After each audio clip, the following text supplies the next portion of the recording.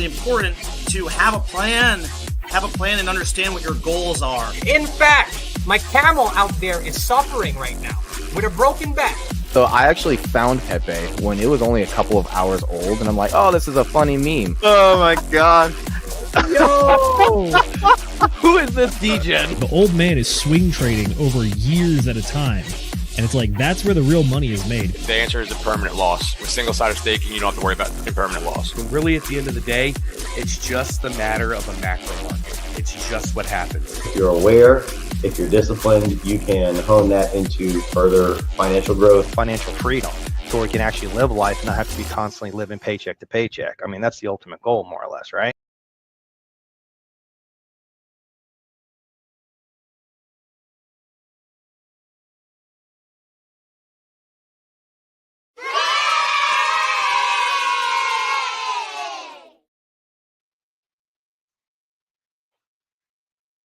Oh, are you hosting? Oh, fuck. Who's hosting?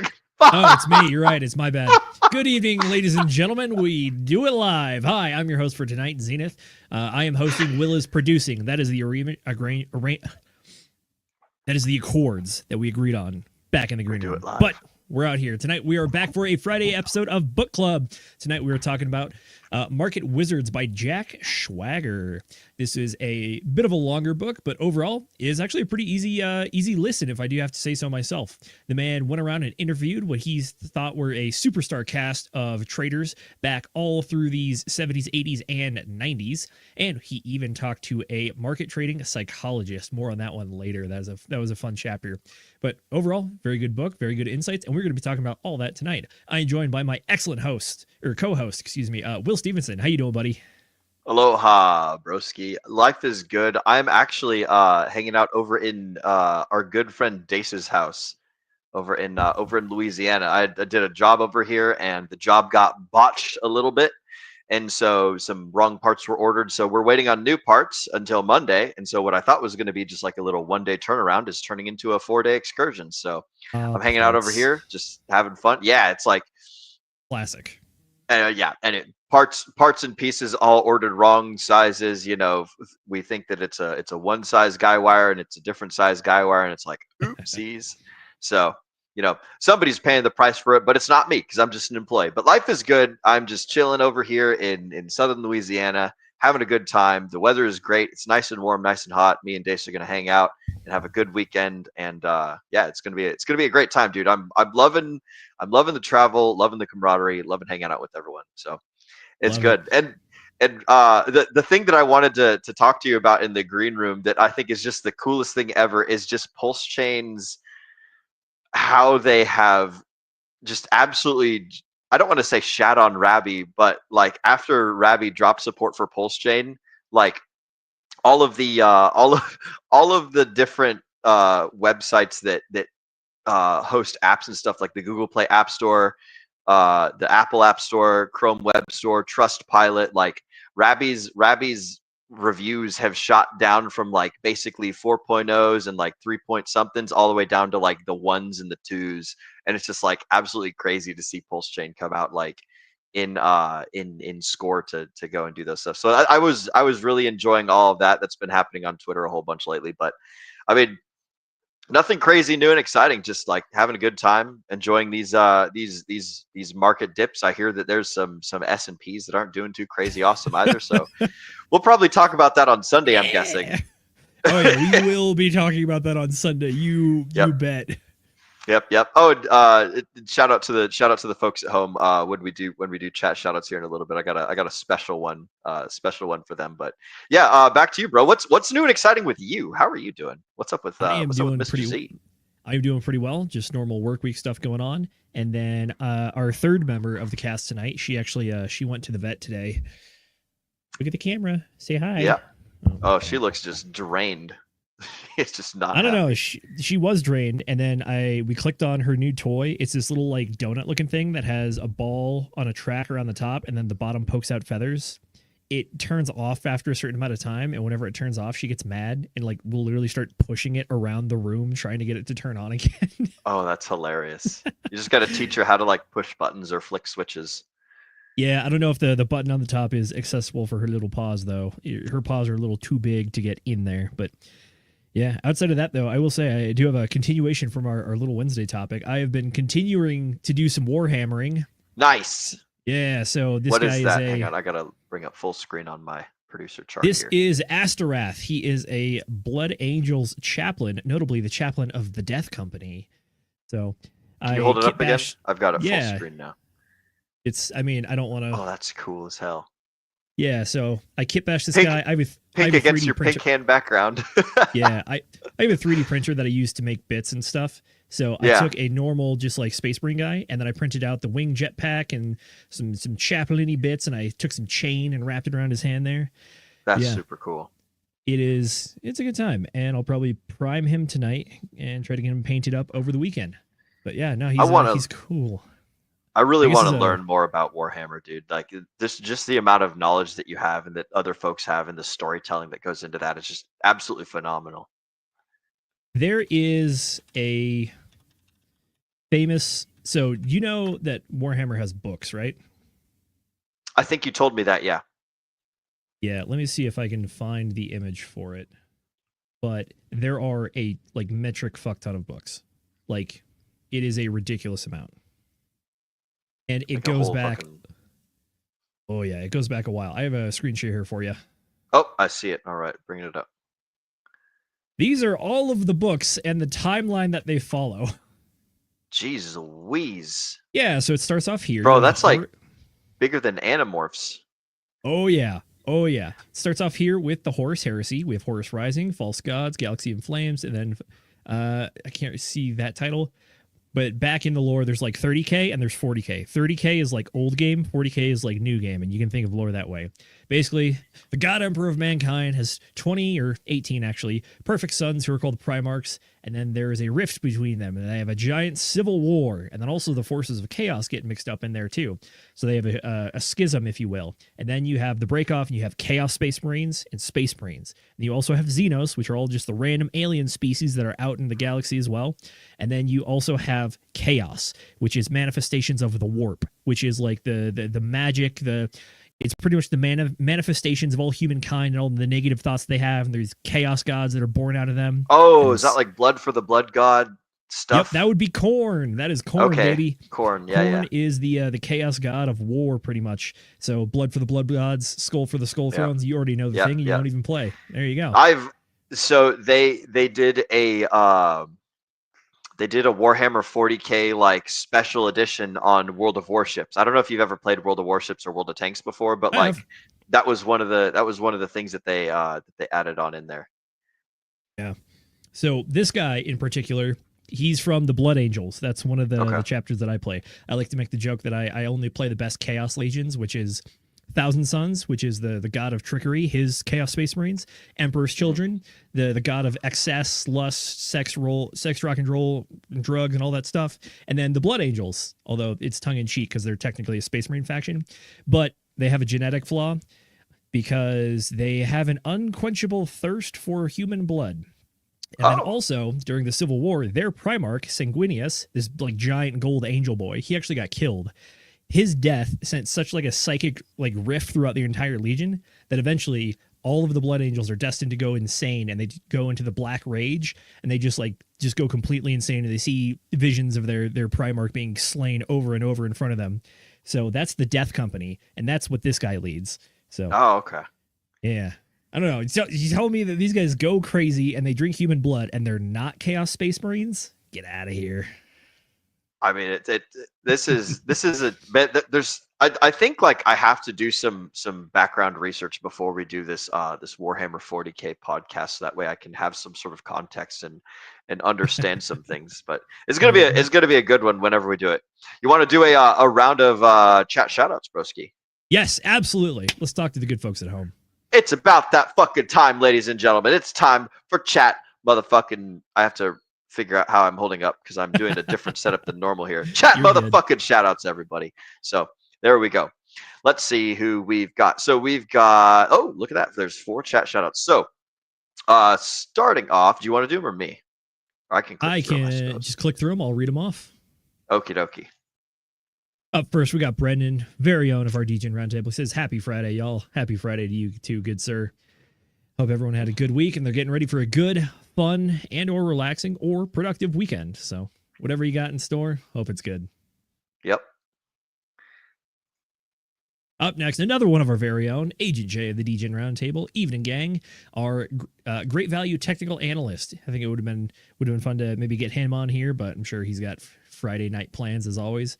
But yeah, he is our trader, our TA expert. So I think this book is right up his alley as well. And then I'm gonna knock this one out. This is my good friend Josh, who I was hanging out with just yesterday on my way over this direction. And I gotta say, Josh was the one that informed me that. So shout out to our good friend Slide 180 with his not the Miata. I can't remember. Forgive me, Josh. I've forgotten what your car is. I know you literally just told me yesterday. Nissan But shout out to you, Silvia. broski. We'll do that. Oh, Nissan Silvia. Okay, excellent. I'm glad that you know. But Josh is the one that informed me that the S&P is starting to fall. So that goes to show like how tuned into the markets I am. Oh, excuse me, I guess. Starting my man, it dropped off a cliff. I'll put it this way. 3 days ago, we had a market close for the S&P 500 at 564. Yesterday, we had a market close at 545. And then today, we had a market close of 505. So, yeah. I'll put it this way. The markets fell 6% today. Yeah. Total's 18, I think, is what Dace was saying earlier. Pretty much over the last, 2 days, effectively, it's fallen 11%. Jeez Louise, that's fucking nuts, man. Fucking nuts, man. Wild stuff. But yeah, I learned about it from Josh. So shout out to our good friend Slide 180 teaching me the degenerate gambler, like what's going on in the world of degenerate gambling. So I need to pay better attention to all the good information and stuff. So thank you, Josh, for what you do, and thank you to all of you guys that are in the chats and everything. And that is all that we have for chat shoutouts, Mr. Zenith. Excellent. That being said, Jay just popped up with something. He does. He has some good news for us. Some hopium, preferably not copium. But he says, good news is crypto is doing pretty well considering the state of everything else, which is not par for the course. That is an interesting anomaly that I've been looking at. So the traditional markets dropped 11 points in 2 days. That is astronomical in traditional market standards.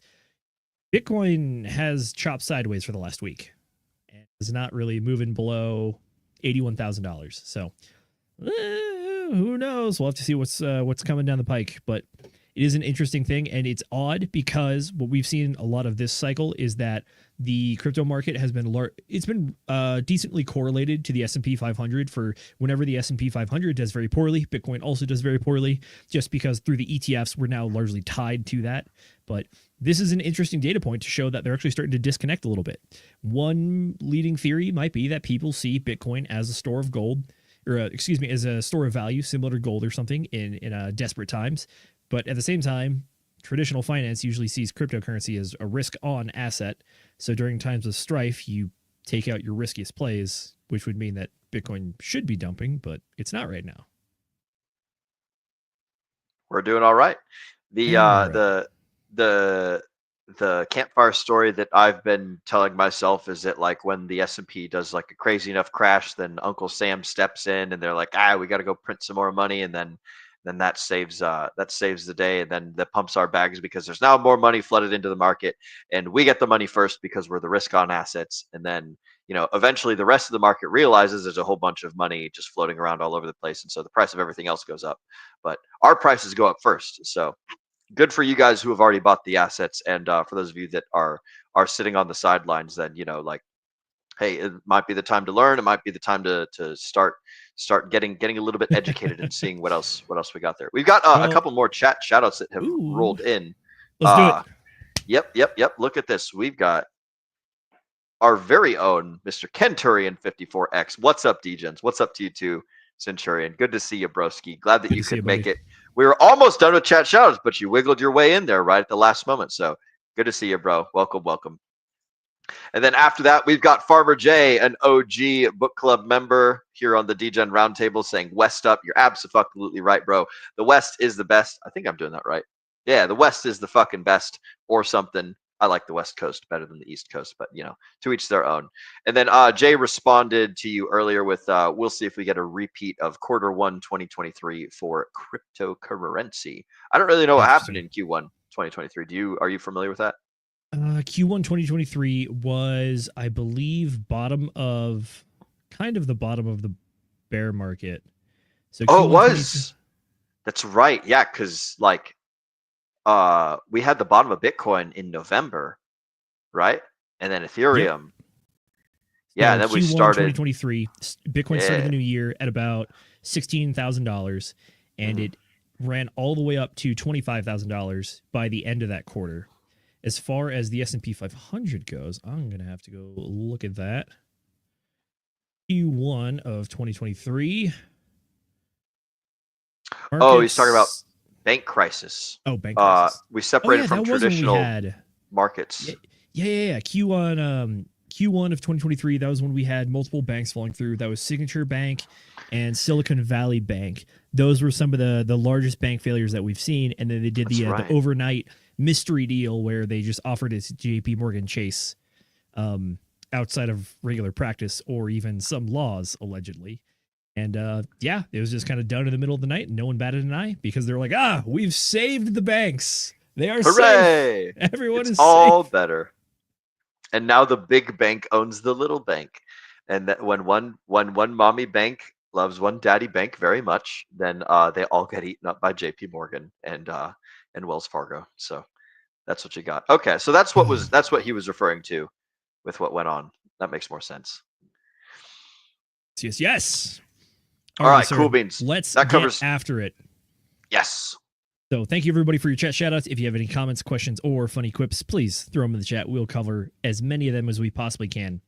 But as far as what we're talking about tonight, we're talking about Market Wizards. So we mentioned it a little bit at the beginning. This book is a compilation of interviews that the author did. This is one of the books in a series of books where he talks to people that are the big players in various spaces. There's a new edition of the book out called The New Market Wizards. There's also another one called I think it's Hedge Fund Wizards.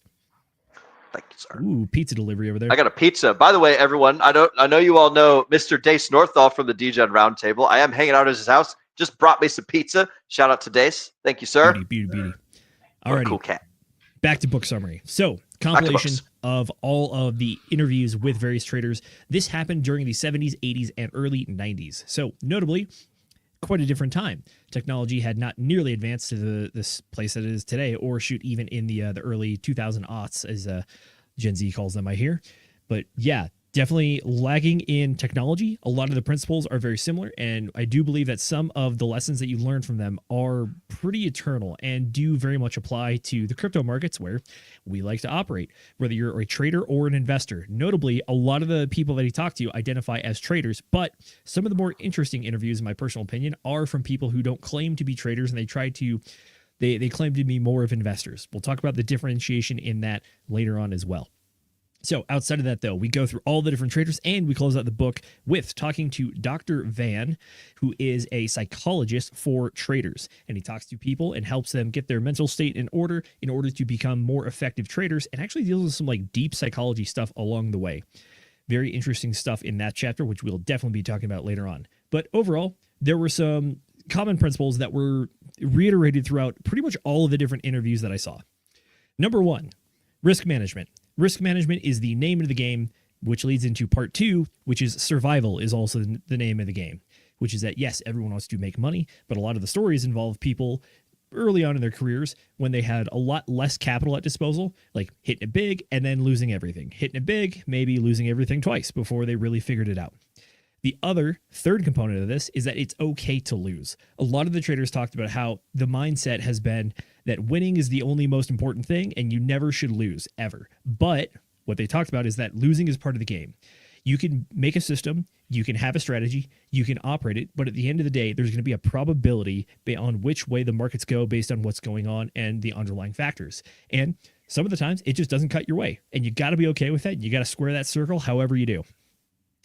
Outside of that, everyone had a slightly different approach to how they handle the markets. And one of the key points here was that everyone has their own trading personality based on what they're good at, what they see, and their risk appetite. It's a very personal style that each of these guys had. Some of them even say slightly contradictory things, but if it worked for them, it worked for them. I mean, you can't argue with the numbers.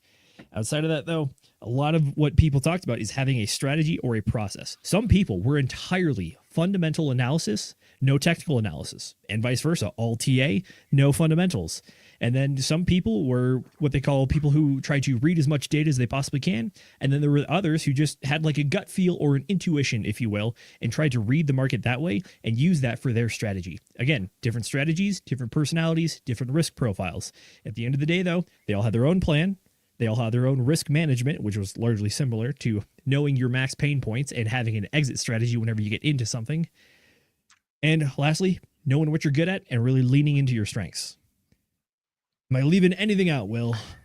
Man, like you did a pretty good summary. I will say, like, I don't remember a whole lot of the nerds talking in the book, but I do remember the psychologist dude. Like we were talking about this in the green room. The psychology guy was probably the coolest interview in my perspective. And I like that he saved him for last because it was probably the most like actionable stuff that anybody can do. The other stuff, focus on fundamental analysis, focus on technical analysis, focus on these charting patterns and learning all of this like unique stuff. But the last guy, the psychologist, just talks about like you need to get in the right fucking frame of mind. That's something that all the rest of these guys have in common. That all these like dudes that are fantastic traders, they pretty much all have their mental their not faculties, but like the awareness of what they're doing. They're not letting their emotions drive all their decision making. They're being very deliberate. They're being very thoughtful about the stuff and like recognizing like, hey, I need to like physically manipulate myself and my surroundings in order to like get the best results and become the best trader. And I also like that he touted himself as like not being a very good trader. The psychologist guy is like, yeah, I don't trade. I just fucking train the traders. It's like, a coach isn't always necessarily the best basketball player. And I was like, oh, that was a really good thing. So I liked his part of the book the most, and I got to say that was definitely the coolest part. But you did a great summary of everything that went on. There was how many people in total did he interview? It was like 7. Oh gosh, I want to say it was more than that. I want to say it was like more 12 or 15. Oh shit. Okay, well yeah, I definitely don't remember them then. I thought he interviewed like 7 dudes. No, he reached out to a lot of people, got a lot of interviews. There was a funny quip where he talked to this one guy. He's like, hey, by the way, trying to keep this interview kind of concise, trying to keep it reduced. And the guy's like, yeah. Okay. He's like, I then proceeded to conduct a 5-hour interview with 200 pages of notes. Yeah. It's like, this is before computers too. So your boy was handwriting those. Yeah, because he wrote this in like, another thing I want to talk about, like on the subject of it being back in the day. Like I noticed a lot of the stuff that some of the TA guys do, especially Sami. And I was talking to Dace about this earlier. A lot of the stuff that Sami like talks about, like his little mannerisms and things, like you pick up on these sorts of things because Sami used to be a trader, right? He would day trade it and do all that other stuff, like him using the phrase like clipping in, like that's mentioned in the book like specifically a few times. Like that's part of their lingo, part of their jargon. And then like the psychology stuff, and just it's really cool because I know almost nothing about trading. I don't know what a put or a short or a long or a call or any of that like options and leverage and all that stuff. I understand some of the principles, but like there was a lot of things that they were talking about in this book that I'm like, oh, that's kind of what they mean when like, Rand goes on and talks about stuff, or when people reference things that Bob Lucas is doing. Like I understood a whole lot more having gone through this book that you recommended. So like, I don't know where you got this from, but like shout out to whoever made that recommendation. I believe this is actually a recommendation from one of my crypto rich dads. This is a Charlie book. So anybody that knows cultivate crypto, this one came from him. Okay. Excellent. Yeah. Shout out to Charlie. Psychology really is the name of the book, or the name of the game with this book. I think they don't get into a lot of specifics about what they did or what their exact strategies are, because they don't want to give that away for free, but also because it's just not super relevant to everyone. Because obviously in 2025, it's a very different timescape than the late 80s, early 90s. But outside of that, they really honed in and try to focus on principles, on how they built their strategies and how they teach other people to build strategies, if they even teach people, because that was an interesting point as well. You mentioned the coach player dynamic earlier, and that was something that kind of came up repeatedly in the book, which is that some people are players, some people are coaches. Rarely ever do you get a mix of the both. There are some people that tried to do it and they found that it just doesn't work that well. It's the idea that you're usually good at what you're doing, but if you're trying to split your focus on both things, you're just not going to end up doing very well. Oh, that's an excellent.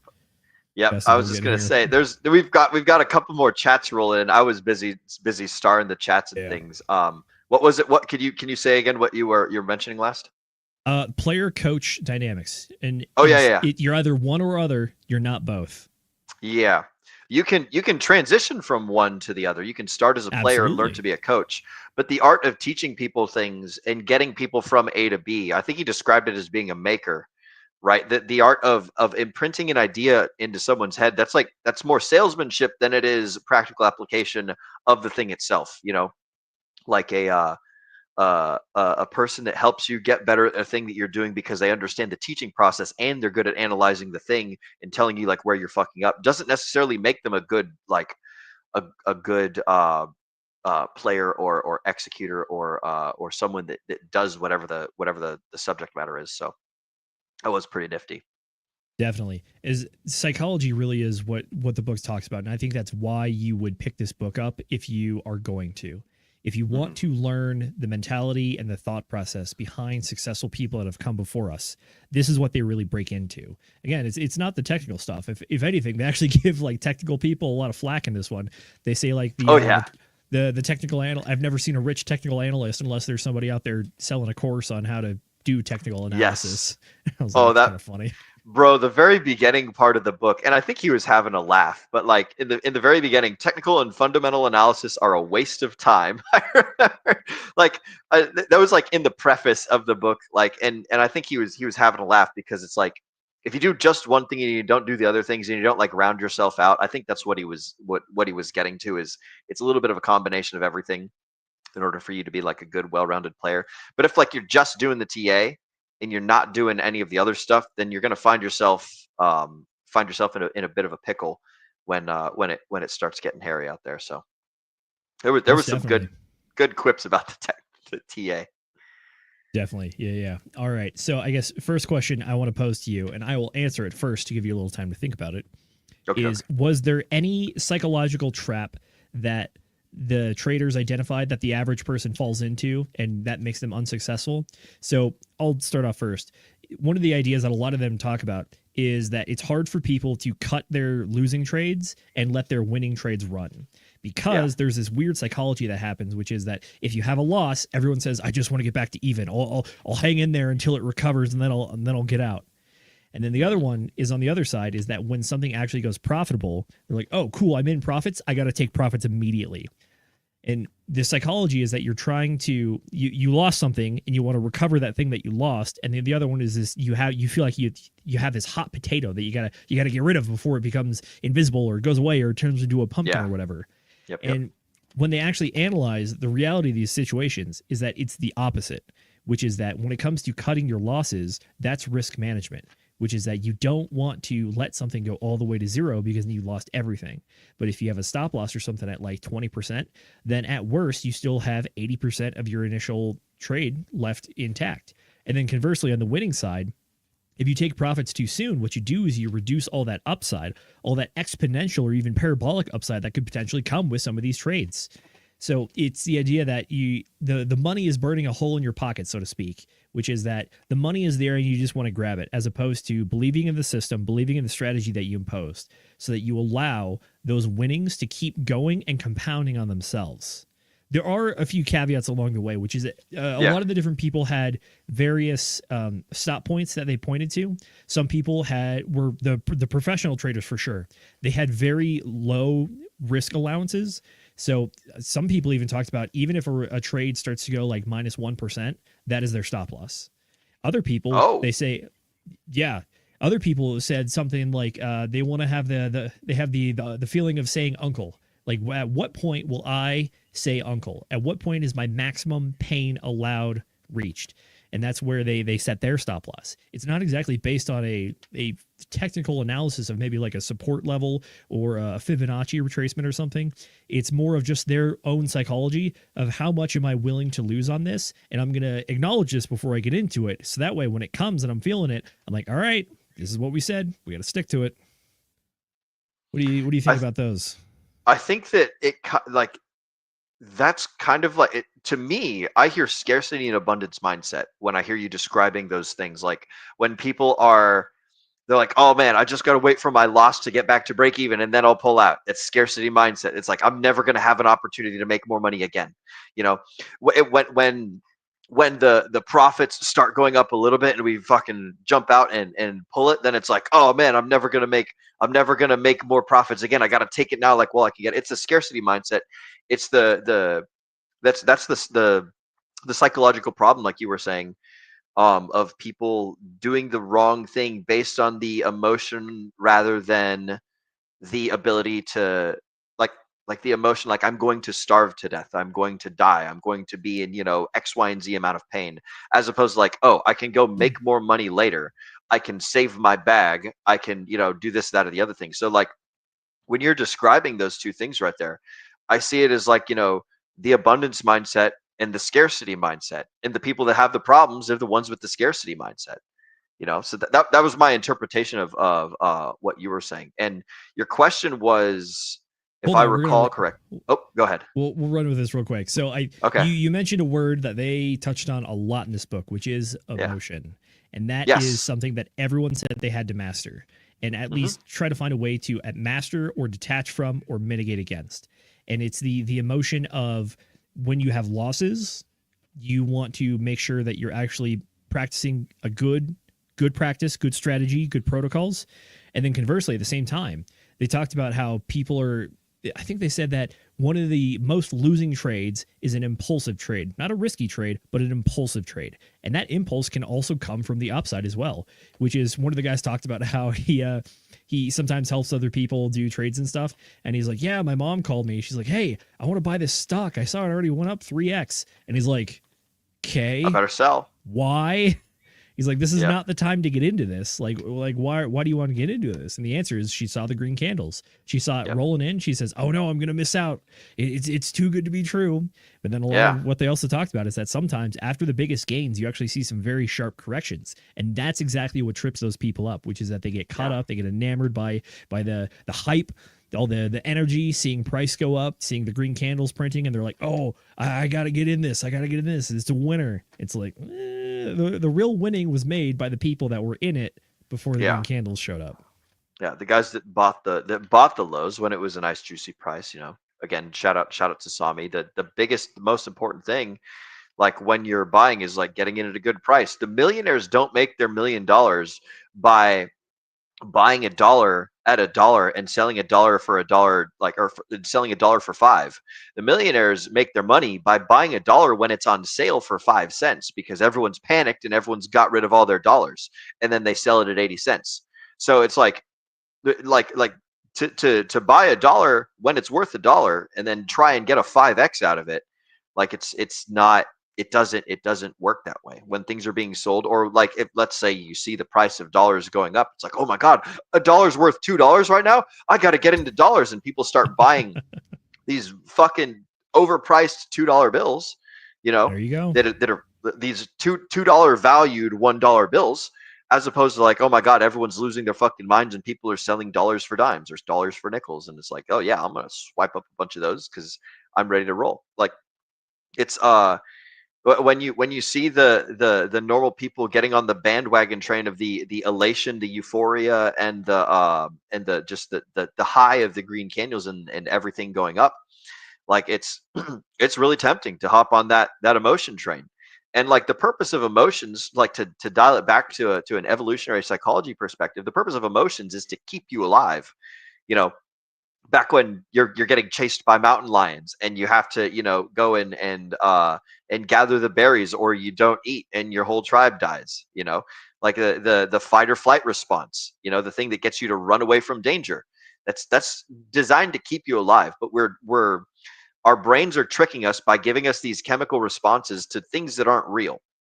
You know, when we look at the red candles, when we look at the green candles, we get those those same hits of dopamine and adrenaline, and we get those same hits of like whatever the depression chemical is, and super sadness and stuff. And it's like you have to tell your mind to shut up, because it's like, hey, we got to do the logical thinking stuff, because there's a system that fucking works that gets people like lots and lots of money when they employ it correctly over a long period of time. One of the things that they also said in there that I thought was really, really great is that like a good decision can fail and a bad decision can get you some great wins. But like when you do them long enough over time, you know, you're going to find out how good of a trader you are. If you happen to be lucky and you make a really bad decision, but it just happens to fucking do a 20x value increase, then it's like, congratulations, you hit the jackpot. But if you try that again, you're going to get smoked for everything you got.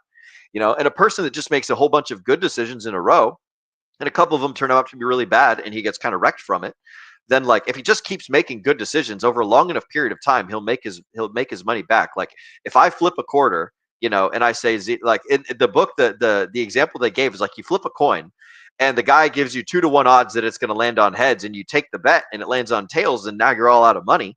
Like if you just keep doing that bet over and over again, you're going to like 2x your money. You're going to 1.5 your money, like over a long enough period of time, just because you like the repetition of taking the good bet is the way to go and the way to riches. So that's Definitely. I'm kind of trailing off here a little bit, but no, you're good. I think, no, you're entirely correct though. I mentioned it earlier on during the summary, which is they talked about how building good systems and building good practices means that you have to accept that we operate in the world of probabilities. Just because you're seeing something on the charts or you're seeing the fundamentals line up doesn't mean it's going to fall the same way every time.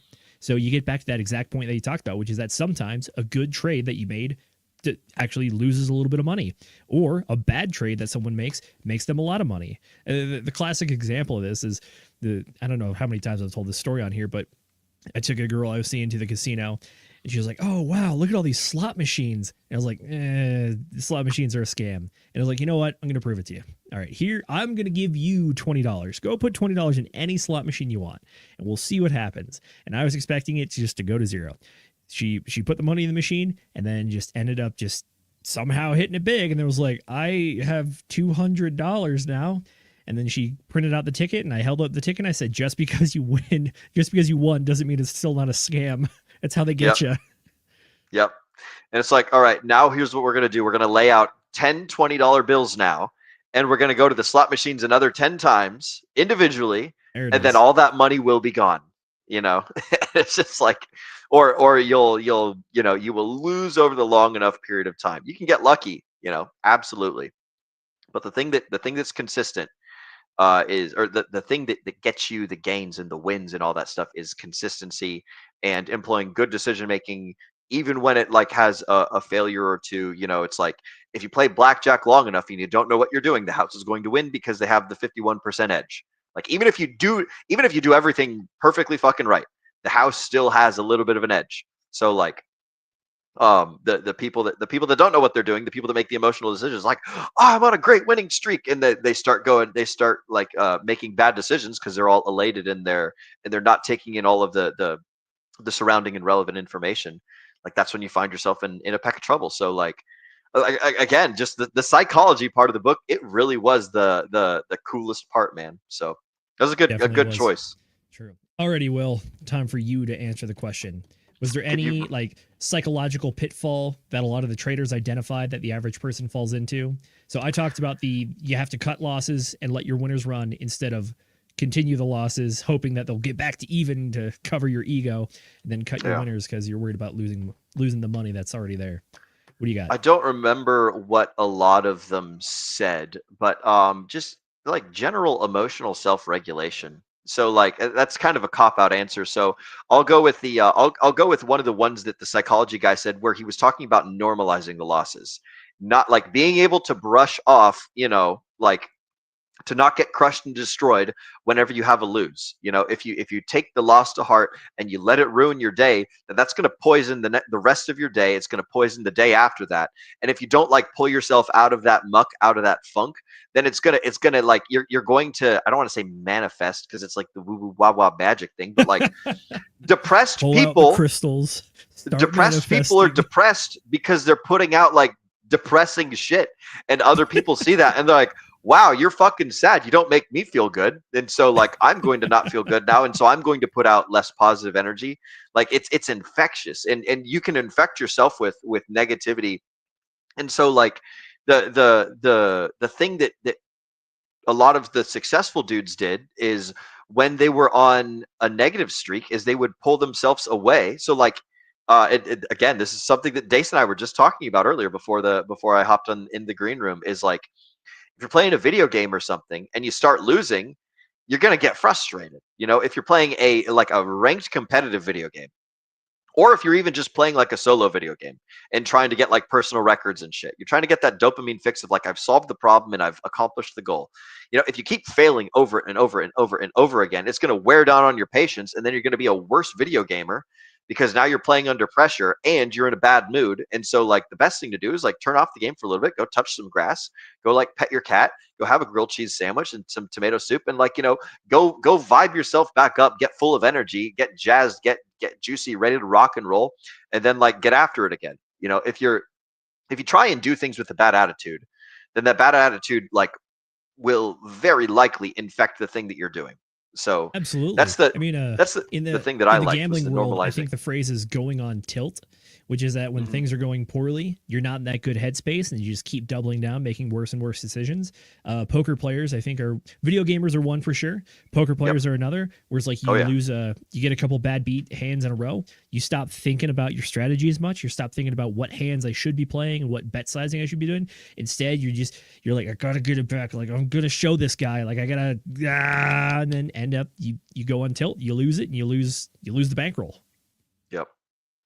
For sure. That There is another side of this, though, that they actually talked about. I can't remember which one of the traders it was, but he talked about how he said he said, I think I can trade pretty well or really well for a few days on end, but he's never had a winning streak more than 2 weeks long. And he even developed a system for himself where he's like, cool, if I have a really good week, maybe a day or two extra where it goes well, I'm going to get up and walk away.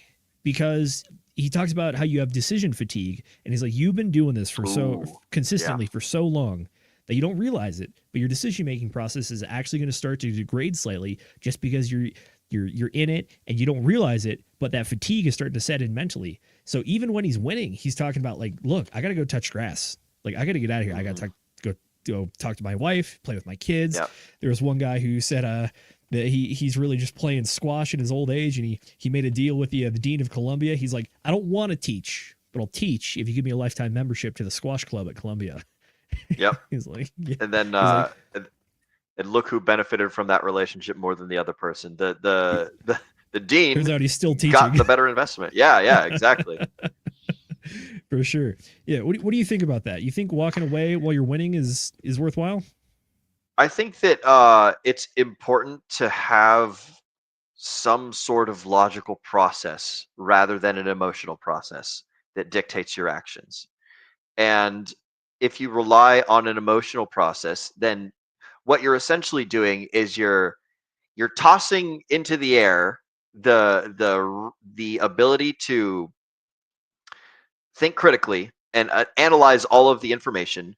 And you're going to say, you know what? Let's see what the chemistry set boils up for us today, baby. And we're just going to start mixing chemicals and see what happens. So like having some sort of plan that's like well thought through. It might not be the best plan, but like having something is better than just like, we'll see how the feeling is. We'll see how the old like fight or flight instincts are going to tell us. So there comes a point though when your experience turns into intuition, which is one of the things that they talked about in there again. That was one of the quotes that I really liked, is that intuition is just subconscious experience. So like people who have intuition for something, or like a sixth sense for something they've been doing a long time. They don't know why they know something's wrong, but they know something's wrong and they know that they need to act. Like, it's kind of like when you've been playing baseball for 10,000 hours, right? You don't think about like the same way that you're standing and holding the bat and all the little tiny little bits of information that you have to drill and drill and drill and drill and drill. You just fucking do the thing and you make it happen, and then you score those home runs and do all that good stuff. So like having a I think that being able to walk away while you're on a winning streak, that's a good tool to have in the toolbox. It's not necessarily for everyone, but if it works, it fucking works. And like you got to figure out how you need to calibrate and dial your own machine in and figure it out from there.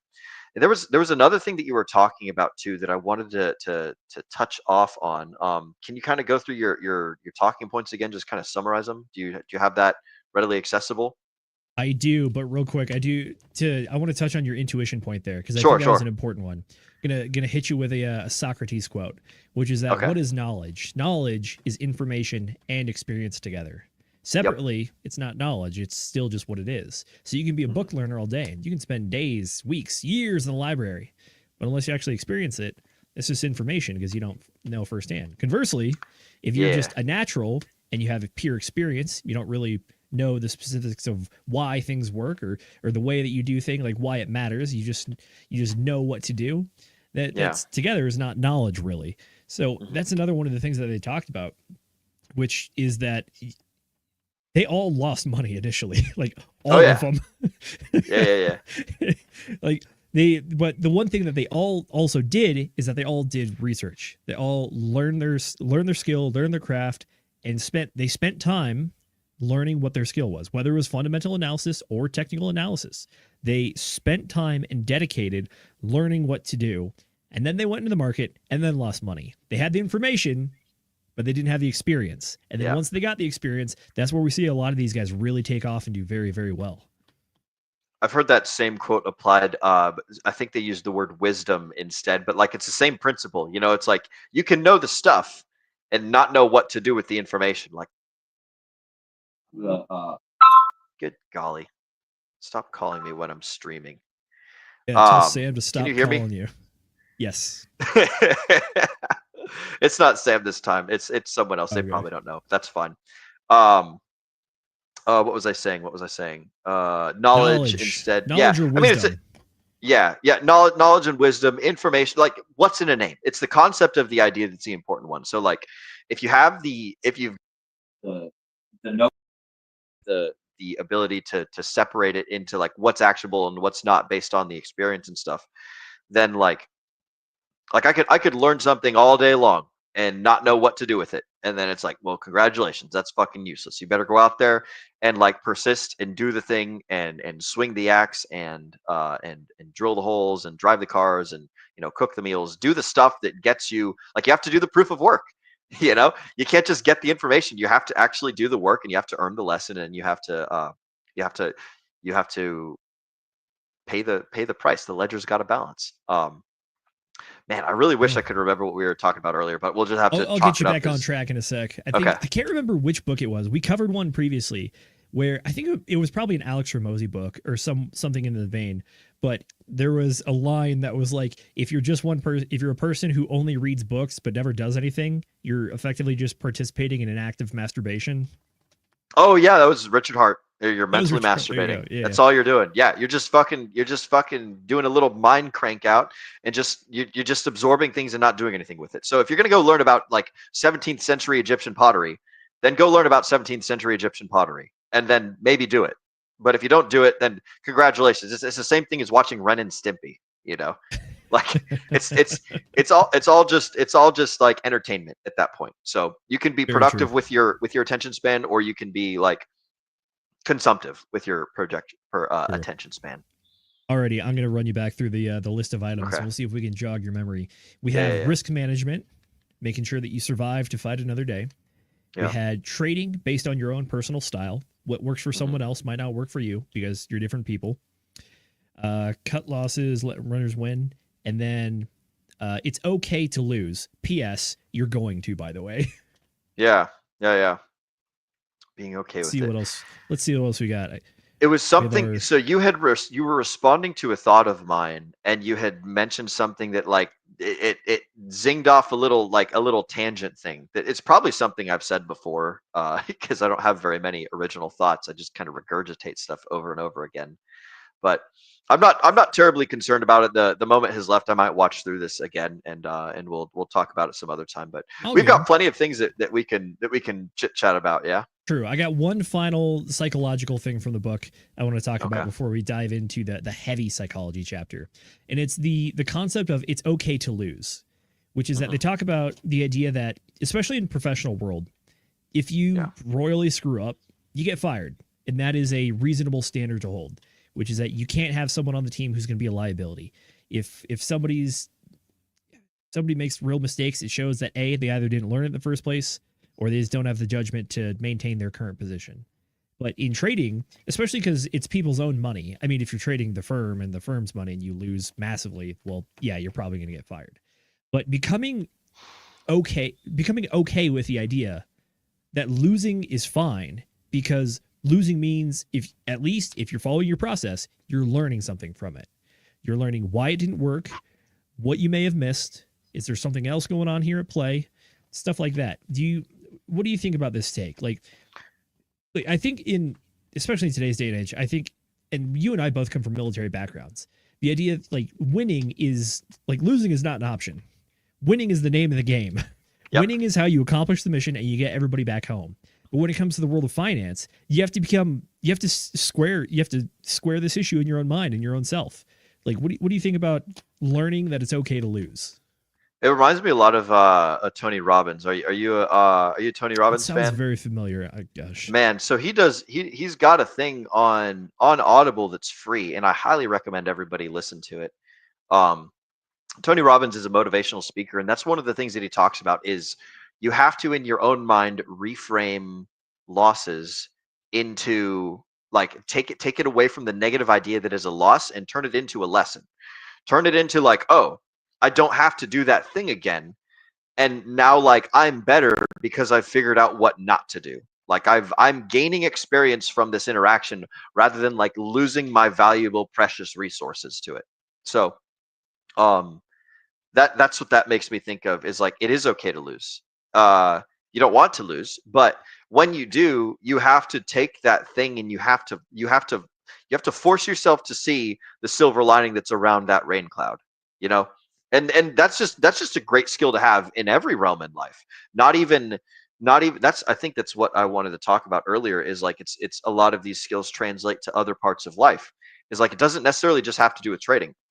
You know, like understanding that you're going to lose is great for like approaching women. It's great for like going and driving your car. It's great for learning how to cook something. You know, you're gonna burn the cookies. You're gonna strike out when you're cold approaching, 10 girls or whatever the hell. You're gonna strike out 9 times before you get the 10th number. You're gonna fail a whole bunch in life. So this doesn't just apply to traders. This applies to everything, which is like I love that final interview so much is because like all the stuff that he talked about, it like you can extrapolate those core life lessons. Like when you get down to the brass tacks, you can take that and you can apply it to so many other things in life. And these are all things that these trader guys have in common. And the only difference is that like these guys also look at charts and they spend money on tickers and moving screens and things. And so like, I would be willing to bet that you take a look at like the top 10th percentile in any field and they all have, similar characteristics to what the psychology dude was describing with like they don't have the they don't have the failure mentality. They stop themselves when they're on a down streak. They remove the negative energy. They reframe bad things that happen into a positive lesson. So like I think that it's like this book is great for traders, but it's great for everybody too. So like all you guys can read it and all you guys can gain something from it. So that's my kind of little tangent there. We'll circle back to this when we cover the psychology segment. Apologies for the sandbagging. I have a whole thing planned for it, by the way. You're good. You're great. I think that one of the key things that they also touch on is it's part of emotion. They don't really put it in its own category, but I think that they touch on it, which I talked about previously. It's the idea of if you have a losing trade, you got to get back to even. You can't have a loss, and it's ego. And I think that ego is one of the things, especially that they identify in this book, which is one of the things that prevents people from being okay, or at least like just accepting the idea that losses are going to happen, and you got to be fine with it. And you have to make something out of it as well. You're not going to make money out of it, but you got to make lessons out of it. The ego, I think, is slightly attached to the emotion, but I think it's also attached to part of the emotional investment. Because I think that if you are trying to be a trader, you're trying to make money. That obviously is you want number to go up. If number not go up, you're not winning. So, but when the number is tied to money, and money is largely tied to your well-being or your status even, I think that's how you really get ego invested in there. Mm-hmm. I've just thought of like a fun little analogy, and I was thinking about this while you made you changed your voice inflection for a little bit, and you're like, yeah, I gotta get my money back. Like you can hear the tension in the voice when a person talks like that. And I was just thinking, like, man, can you imagine if like bricklayers operated like that, not just like day traders, but like, oh my God, we got to lay all these bricks, like it's going to be terrible. And it's like, and then the bridge collapses because it's just a whole bunch of people working fast. And he lays 10,000 bricks a day, but not one of them is laid properly. Exactly. Yeah. Versus the guy that, lays 1,000 bricks a day and they're all fucking nice and calmly, like perfect, like great alignment. The mortar's set. The mixture is great. It's built to last, built to stand. Like anything that you do in life where you adopt that, oh my God, I gotta rush, gotta do the thing. I'm being chased by the mountain lion. I better throw the spear or else like everyone's going to die. It's just a bad way to live in my perspective. I forgot what your original point was, but that was the thought that I had as you were talking. I was just saying that I think one of the reasons that people are unable to accept losses is the egos involved. But the ego. I think we had a good job on that one. Tell you what, though. Yeah.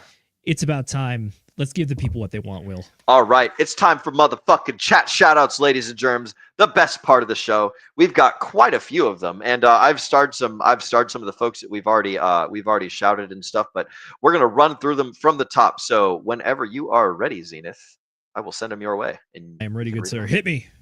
Here we go. First up, we got the Ascending Man, aka Nate McGeddit from the DGen Roundtable. You might know those people from somewhere or something. Oh, wait, it's here. He says, just got off work. Hello, D-gentlemen. Hello to you, sir. Hope work went well. Hope you're enjoying a fantastic weekend as well. All right, up next, we got Agent J. He says, pizza. I think Dace is trying to fatten you up, Will.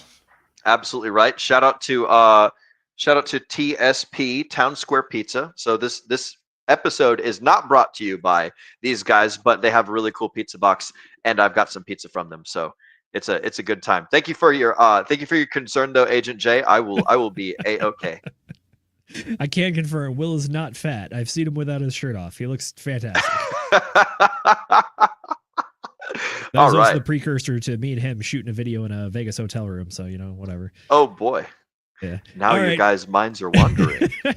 Up next, we got a good friend of all of ours, Moonpilled Rational Optics. He says, "What's up, gentlemen? Good to see you, sir. Sir, good. Always good to see a fellow Moonganger up in here." Mm-hmm.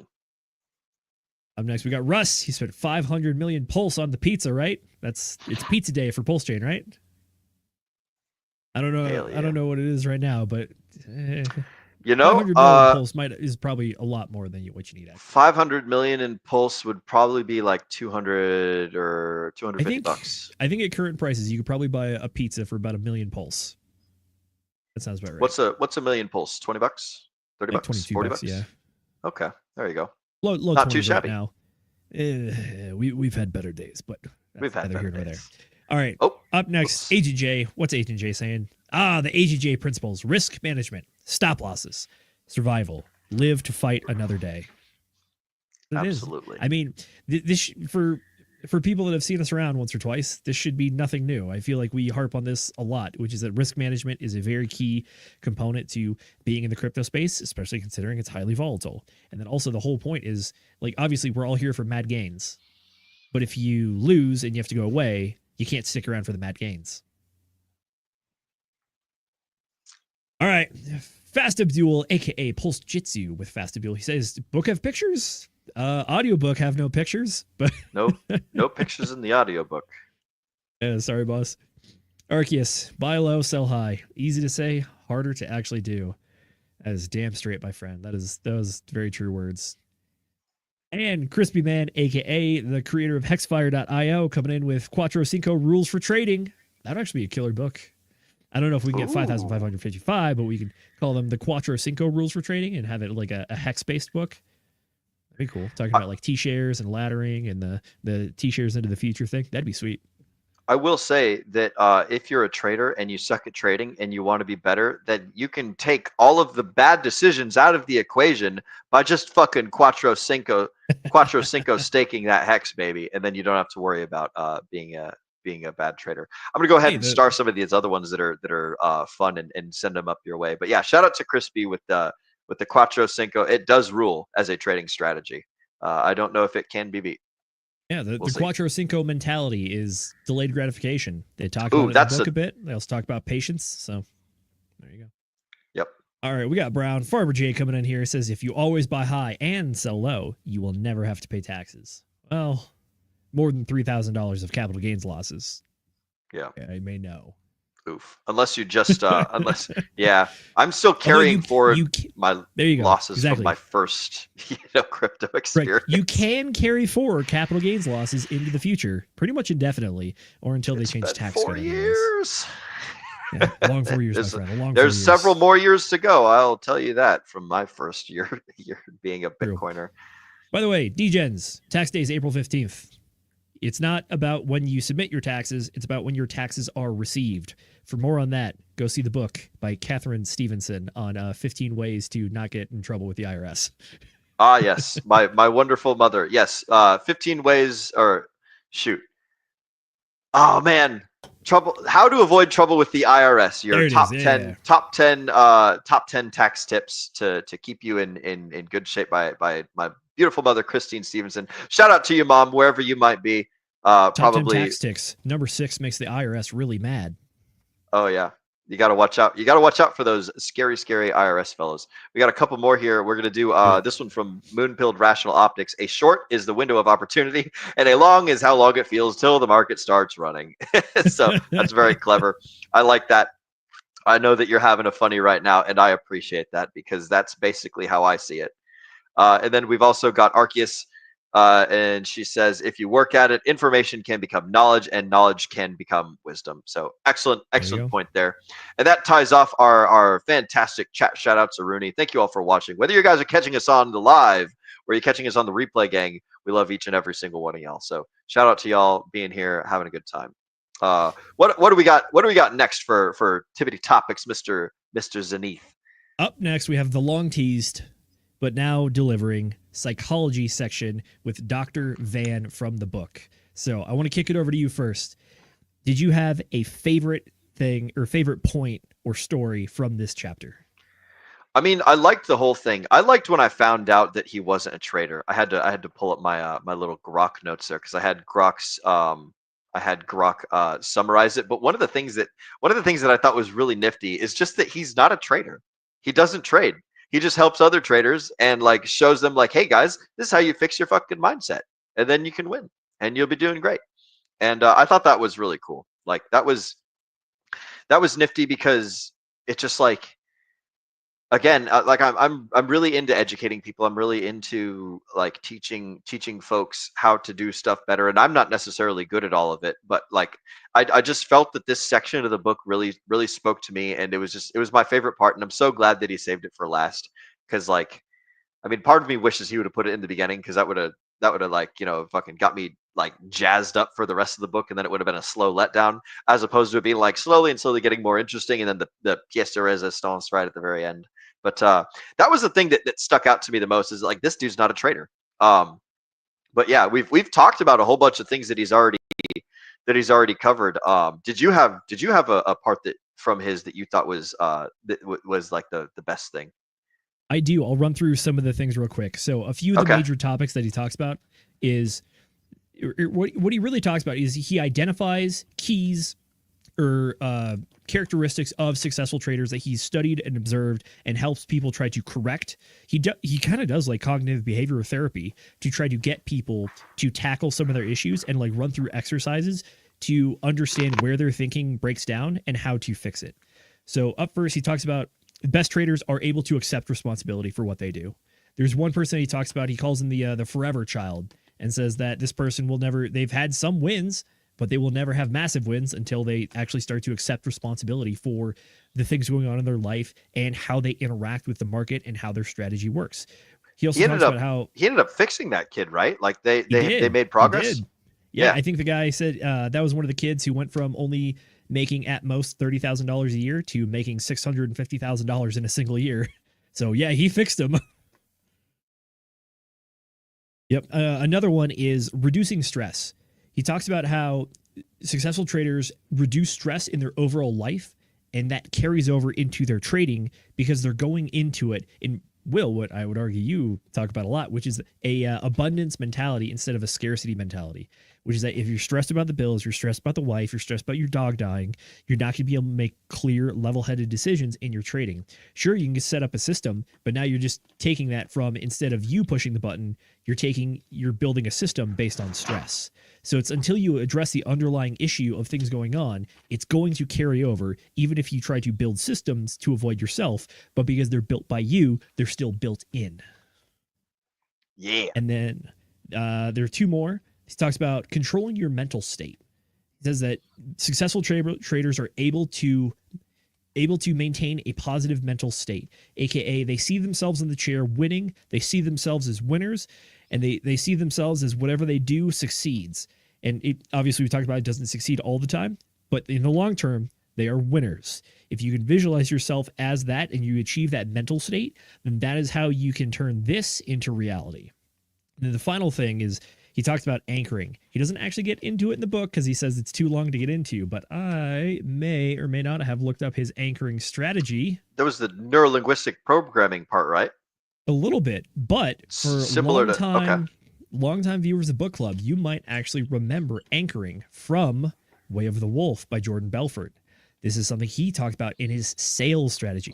He tells people that you need to go into a sale already a winner. You need to go in believing you've already closed this sale. And he teaches people a little way to get into that mentality, whether it's by using something sensory like smell, like smelling something pleasant, like the boom boom. Exactly, the boom boom. That's one of them. Mm-hmm. The other one that he talks about is you have it's like a superhero pose, which is that you physically put your body in a position that you've trained your mind to believe that when I strike this pose, like I am this person. All these things that are associated with this pose, they become me. And I am whatever this visual model is. So the anchoring process, he starts talking about step one, identify the ideal state. Think of a time when you felt calm, focused, confident, or very in control. He wants you to pick a moment where you are in a peak mental state. You are top notch. Step two is fully relive it. Take yourself back through it. What were you seeing? What were you feeling? What did you smell? What were you saying to yourself? What was going on around you? That kind of stuff. Step three, here's the key, the boom boom, is create the anchor. It is something, as soon as the emotion peaks and you are reliving that experience, find something, whether it's the boom boom, the smell that you hit, or it's the unique physical gesture where it's like putting your fist in the air, like the Superman pose or something like that. It's something so that way you can think about the previous experience, think about that mental state, and then you have that trigger. The trigger is what step three is. And then step four is repetition. You got to strengthen it and keep it going. And then step five is implement it. So there you go. They didn't give you that in the book, but we gave it to you here. That is the anchoring that he talks about in this process. And that is how he teaches people to control their mental state. Don't go into the office being, oh no, I'm poor, I'm broke, I have family problems, I have debt, I got bills to pay. No. Mm-hmm. Come in, strike that pose, take a hit of the boom boom, and then achieve the mental state. Think about like that one person in your life that you know is always just upbeat and motivated and doing like great shit no matter where they are, and how infectious their positive energy is. And you can do that for yourself just by like following in these little like steps. It's basically like you're coming up upon a better version of yourself, and you get to like steal that energy away from yourself, and then like it turns into like this super cool, awesome flywheel that makes everyone else around you like have a better time and everything. So that's like it's very effective. And I just keep thinking back to the Jordan Belfort. Like he talks about like he makes a fist like as hard as he can, and he's like, yes, you know, just like screaming it, not screaming it, but like, you know, just that really like clenched, you like take in your diaphragm, you flex your pecs, you flex your arms, you like just every single muscle in your upper body while like saying yes, and then you smell the boom boom. And that's his process. It's very similar. Instead of like the superhero pose or the whatever the hell, like one of the things that I do when I see people is I do this, and I throw my arms up in the air, and that's one of the things that I do that gets me into like a happy and joyful, like awesome mood, is like, oh shit, it's time for elation, you know. And that's one of the things that I do that I've found works for me for neurolinguistic programming. And it's also like the, you know, like YMCA or like cheerleader stuff, or I don't fucking know. It makes me feel good, and it helps a lot for like bolstering up my the infectious positivity. So that's the trick with that. You got to remember to wear deodorant though if you're going to do this. So otherwise it's going to be a bad time, and then everyone's going to be like, recommend that. Yep. That's the way to do it. So not financial advice, but will you give a hygienic advice for all day long? There you go. True. Alrighty. So we covered some of the main principles that he talks about of what he has identified as personalities or characteristics of successful traders. But I want to go back to step 1 of his process, actually, which is that the first thing he does when he takes on new clients is he wants them to take a personality test to identify who they are as a trader. So, Will, if you don't mind, I have a screen share here. Ladies and gentlemen, this is the Tharp Trader Test from Dr. Van Tharp from the book. This is his website. You can go to tharptradertest.com, and this is allegedly going to tell you what kind of a trader you are. So, Will, are you able to control zoom in a little bit, or perhaps minimize the? Oh, there you go. Excellent. That's perfect. Perfect. Alrighty, Will, we're going to find out what kind of a trader you are. So, all right. Let's get into it. Allegedly, it's only going to take us 4 minutes, so this could be pretty quick. All right, Will, what is your primary reason for trading? Is it because you love doing it, or you want to make money? To make money, baby. Very well. Do you regard yourself as a novice trader or a seasoned trader? Novice, for sure. Okay. Would you consider yourself to be an active trader or a passive investor? Passive investor. At a social event, do you interact with many, including strangers, or interact with a few that you know? Interact with many. Is it worse to have your head in the clouds or be stuck in a routine? Stuck in a routine. I read books and magazines about trading and investing, often or occasionally. Occasionally. Actually, you know what? Fuck it. Go over to often. Yeah. Often? Very well. Yeah. Are you more impressed with emotions or principles? Principles. Are you more attracted to sensible people or imaginative people? Sensible. Which appeals to you more, consistency of thought or harmonious human relationships? Oh, man, that's a tough one. I like both of those things. I'm going to do harmonious. Are you more comfortable making logical judgments or value judgments? Logical. Have you been trading for more or less than 5 years? More than 5 years. Would you say you are serious and determined or more easygoing? I'm going to go with easygoing on that one. All right, very well. Before making a phone call, do you rarely question that everything will be said, or will you rehearse what you will say? Oh, rarely question. Everything will be said. Very nice. Would you prefer to be trading full-time or part-time? Part-time. Are visionaries somewhat annoying, or do you find them rather fascinating? Both. Fuck, though. That's a man. Visionaries are definitely somewhat annoying, and they are also fascinating. I think I'm going to go with the fascinating. Okay. Are you more often a cool-headed person or a warm-hearted person? Oh, man, I'm both of those things. I'll go with cool-headed. Okay. Should events occur by careful selection, or should they occur randomly?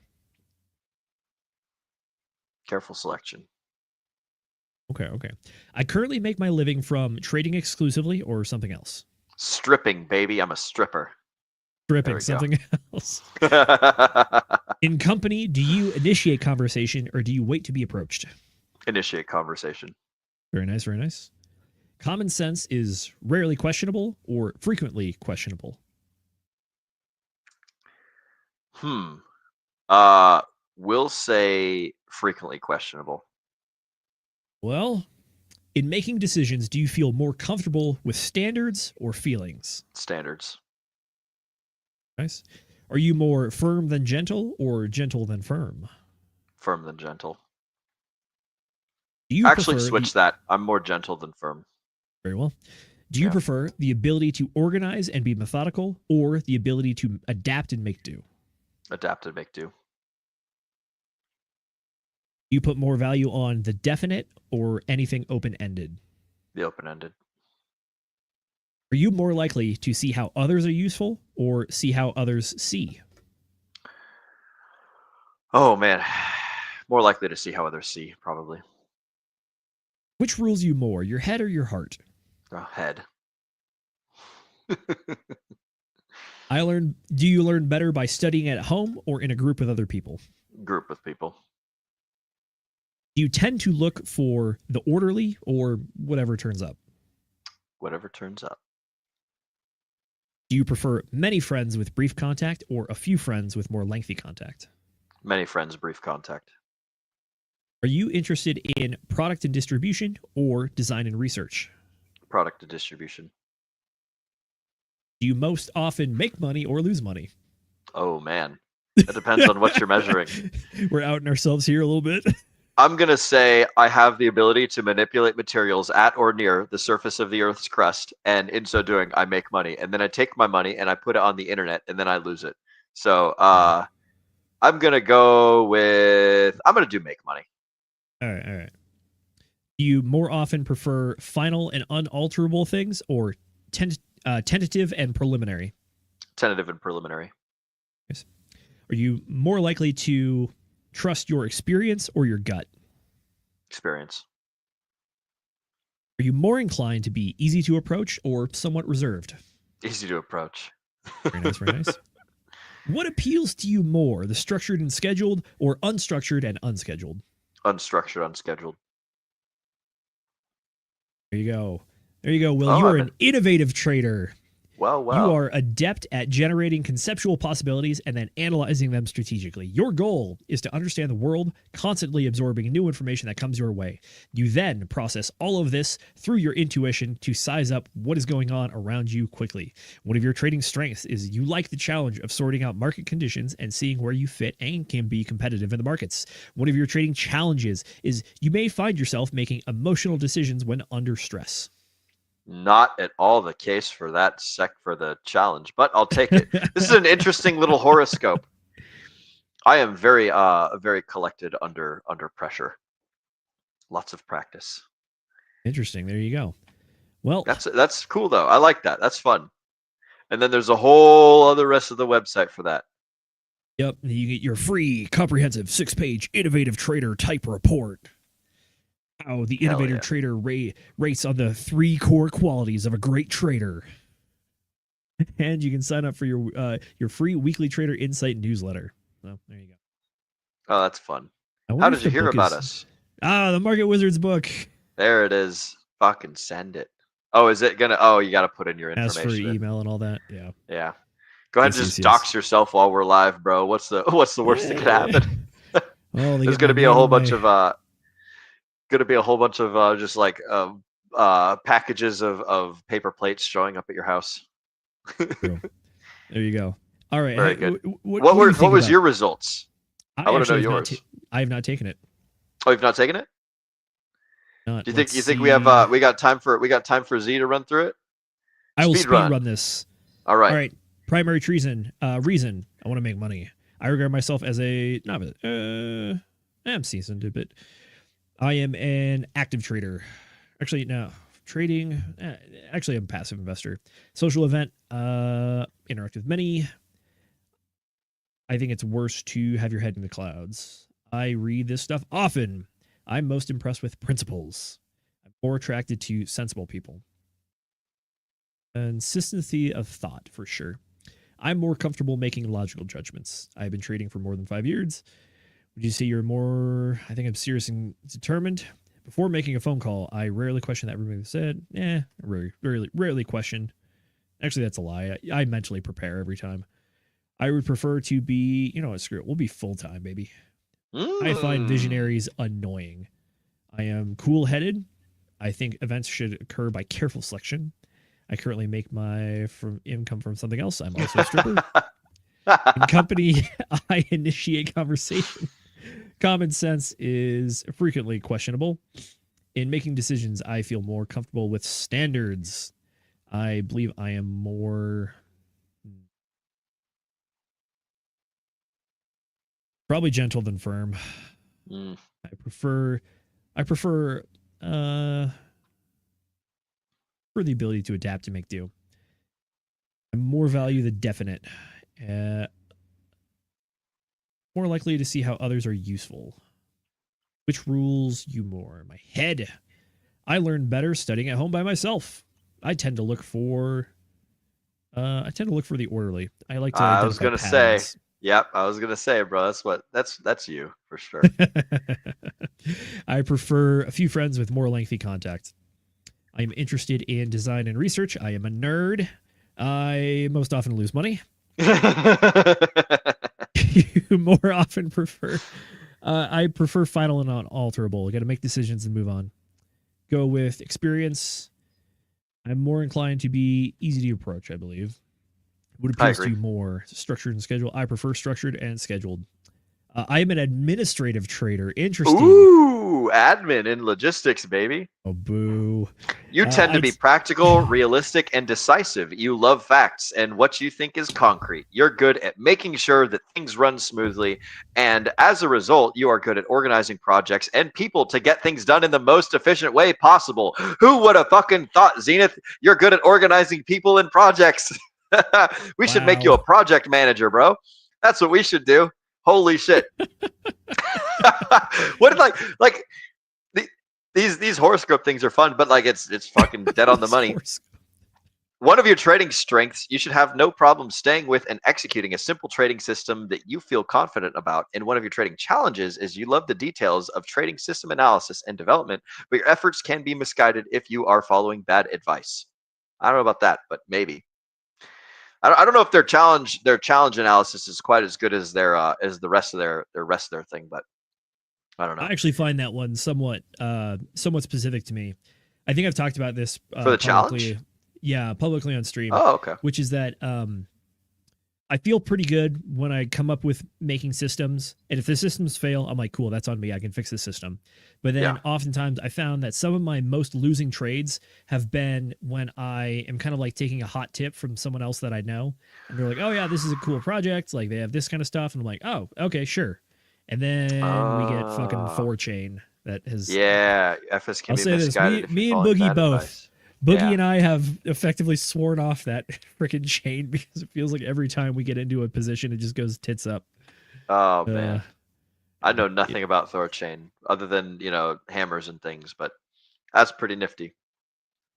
Well, cool. Oh, yeah. How do you feel about that? Is that useful or is this just horoscopes? I think it was a little bit of both. I think it was useful horoscopes. Oh, there we go. Custom layout 6. That's the one.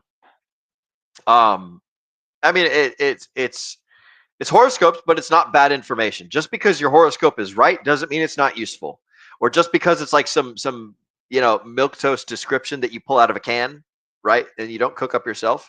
Like it doesn't mean it's not wrong. Like a good friend of mine once said that like, sometimes it's good to read your horoscope even if you don't believe in that shit, because then it puts you into like a good frame of mind, and then you're now thinking actively about things that are helpful and things that are good.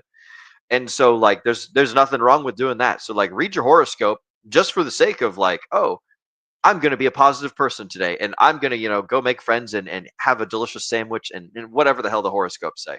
So like it's not bad stuff. It's good stuff. And sometimes we just need to consume good material just for the sake of having more positivity in our lives. So I think that it's useful, and like probably a lot of these things, apply to everybody. But like the fact that it specifically singled you out as being a project manager, I'm like, oh yeah, that's pretty fucking spot on, dude. Because that's literally what Zenith does, is he manages projects. It's like, that's pretty good. Alrighty, tell you what, I want to get further into the psychology chapter. Let's do it. Question for you, good sir. Do you remember any of the clients that he had and what their issues were and a potential fix? I don't. Do you have a list? I do have a list of some of them. Other than the kid, the man child. The man child, yeah. Yeah. So what was the key issue with the man child? Why was he not a successful trader? It's because he was fucking like living in his mom's basement and he wasn't taking charge of his own life, and he wanted to be like trader man awesome, but he didn't want to be like sovereign. And like you can't do adult things and be a kid. Like that's not what the definition of those two things are. So like that's my quick synopsis off the top of my head. What are your thoughts about it? I think that one specifically is when he talks about being able to accept responsibility. And I think that because this person was not accepting responsibility in other areas of their life, it showed kind of like a core character trait that was being carried over into their trading, which is that it was someone who was prone to blame other people for losses or blame things outside of their control instead of being able to understand that is that's the environment you operate in. You gotta be aware of these things. You gotta understand that they happen. So instead of actually accepting these things and being able to accept these losses and make lessons out of them, I think this was the thing that prevented him from being able to learn whenever losses rolled in.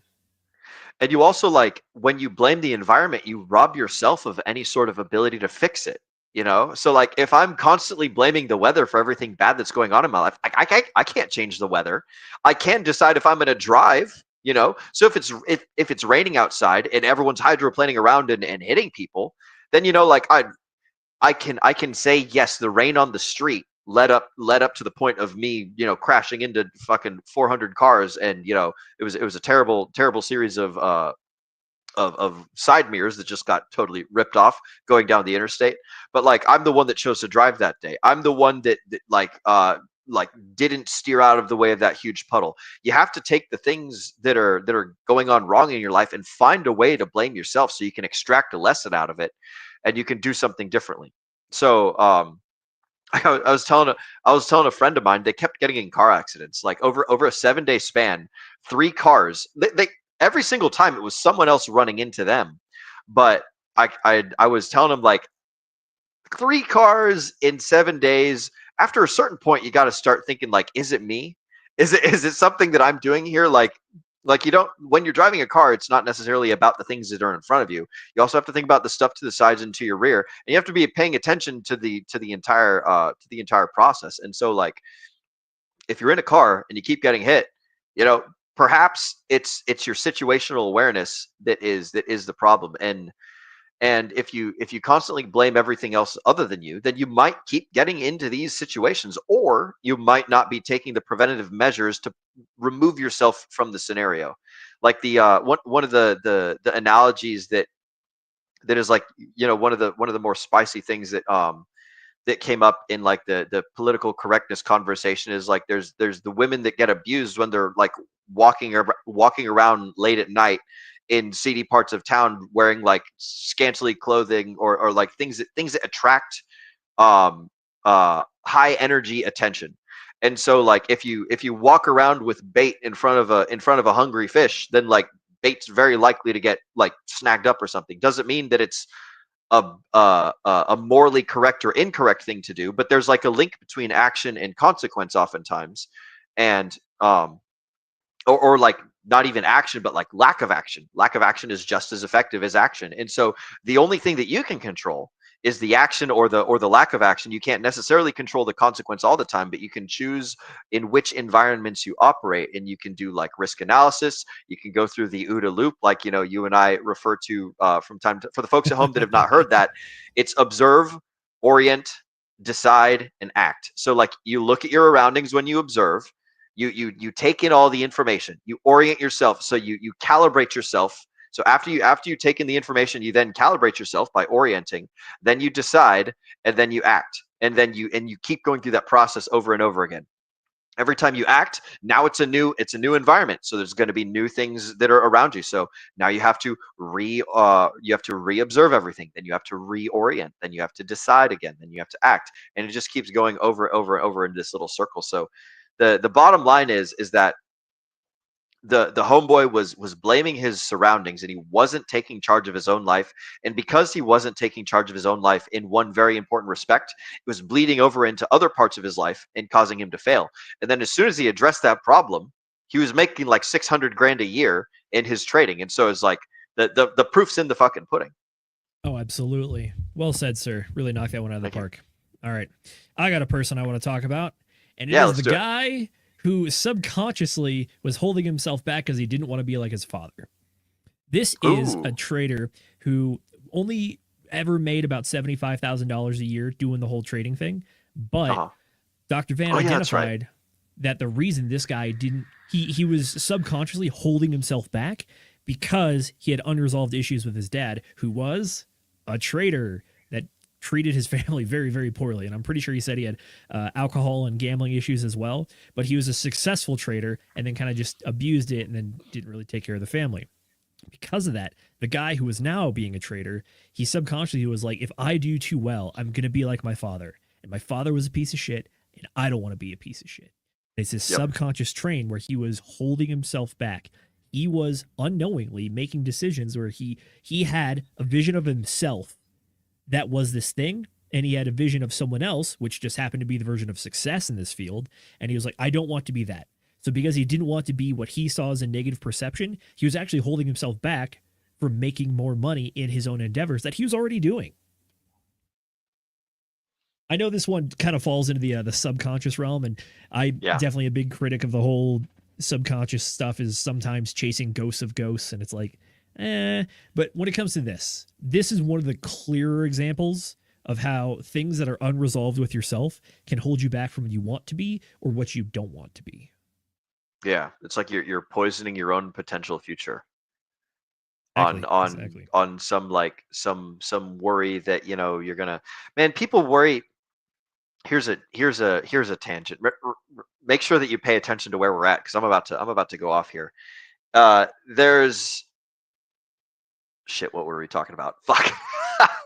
people worry about things that haven't happened yet a lot. Like, and maybe I'm kind of projecting my own like philosophical perspective here, but I don't think that, like homie worrying about becoming his father. It's like, well, you're not your father, so don't worry about a thing that's not relevant, and like take the poison out of your machine that's causing your machine to act all fucky like, wow, what a great and what a great way to say that. But like he was sabotaging himself by having this worry about a thing that was like way down the road, that wasn't real, that hadn't happened yet. So like, one of the things that I often tell people whenever they find themselves in a peck of trouble or they're worrying about something is like 9 out of the 10 things that we worry about never happen, and 9 out of the 10 bad things that do end up happening we never even think to worry about. So you're essentially you're throwing darts at a really big dartboard when you worry by like, man, I hope I can predict the negative future that's going to happen, by worrying about shit. So people will often throw their own wrenches inside their own machines and just like screw everything up based on a presupposition that they know what's going to happen in the future because something bad happened in the past.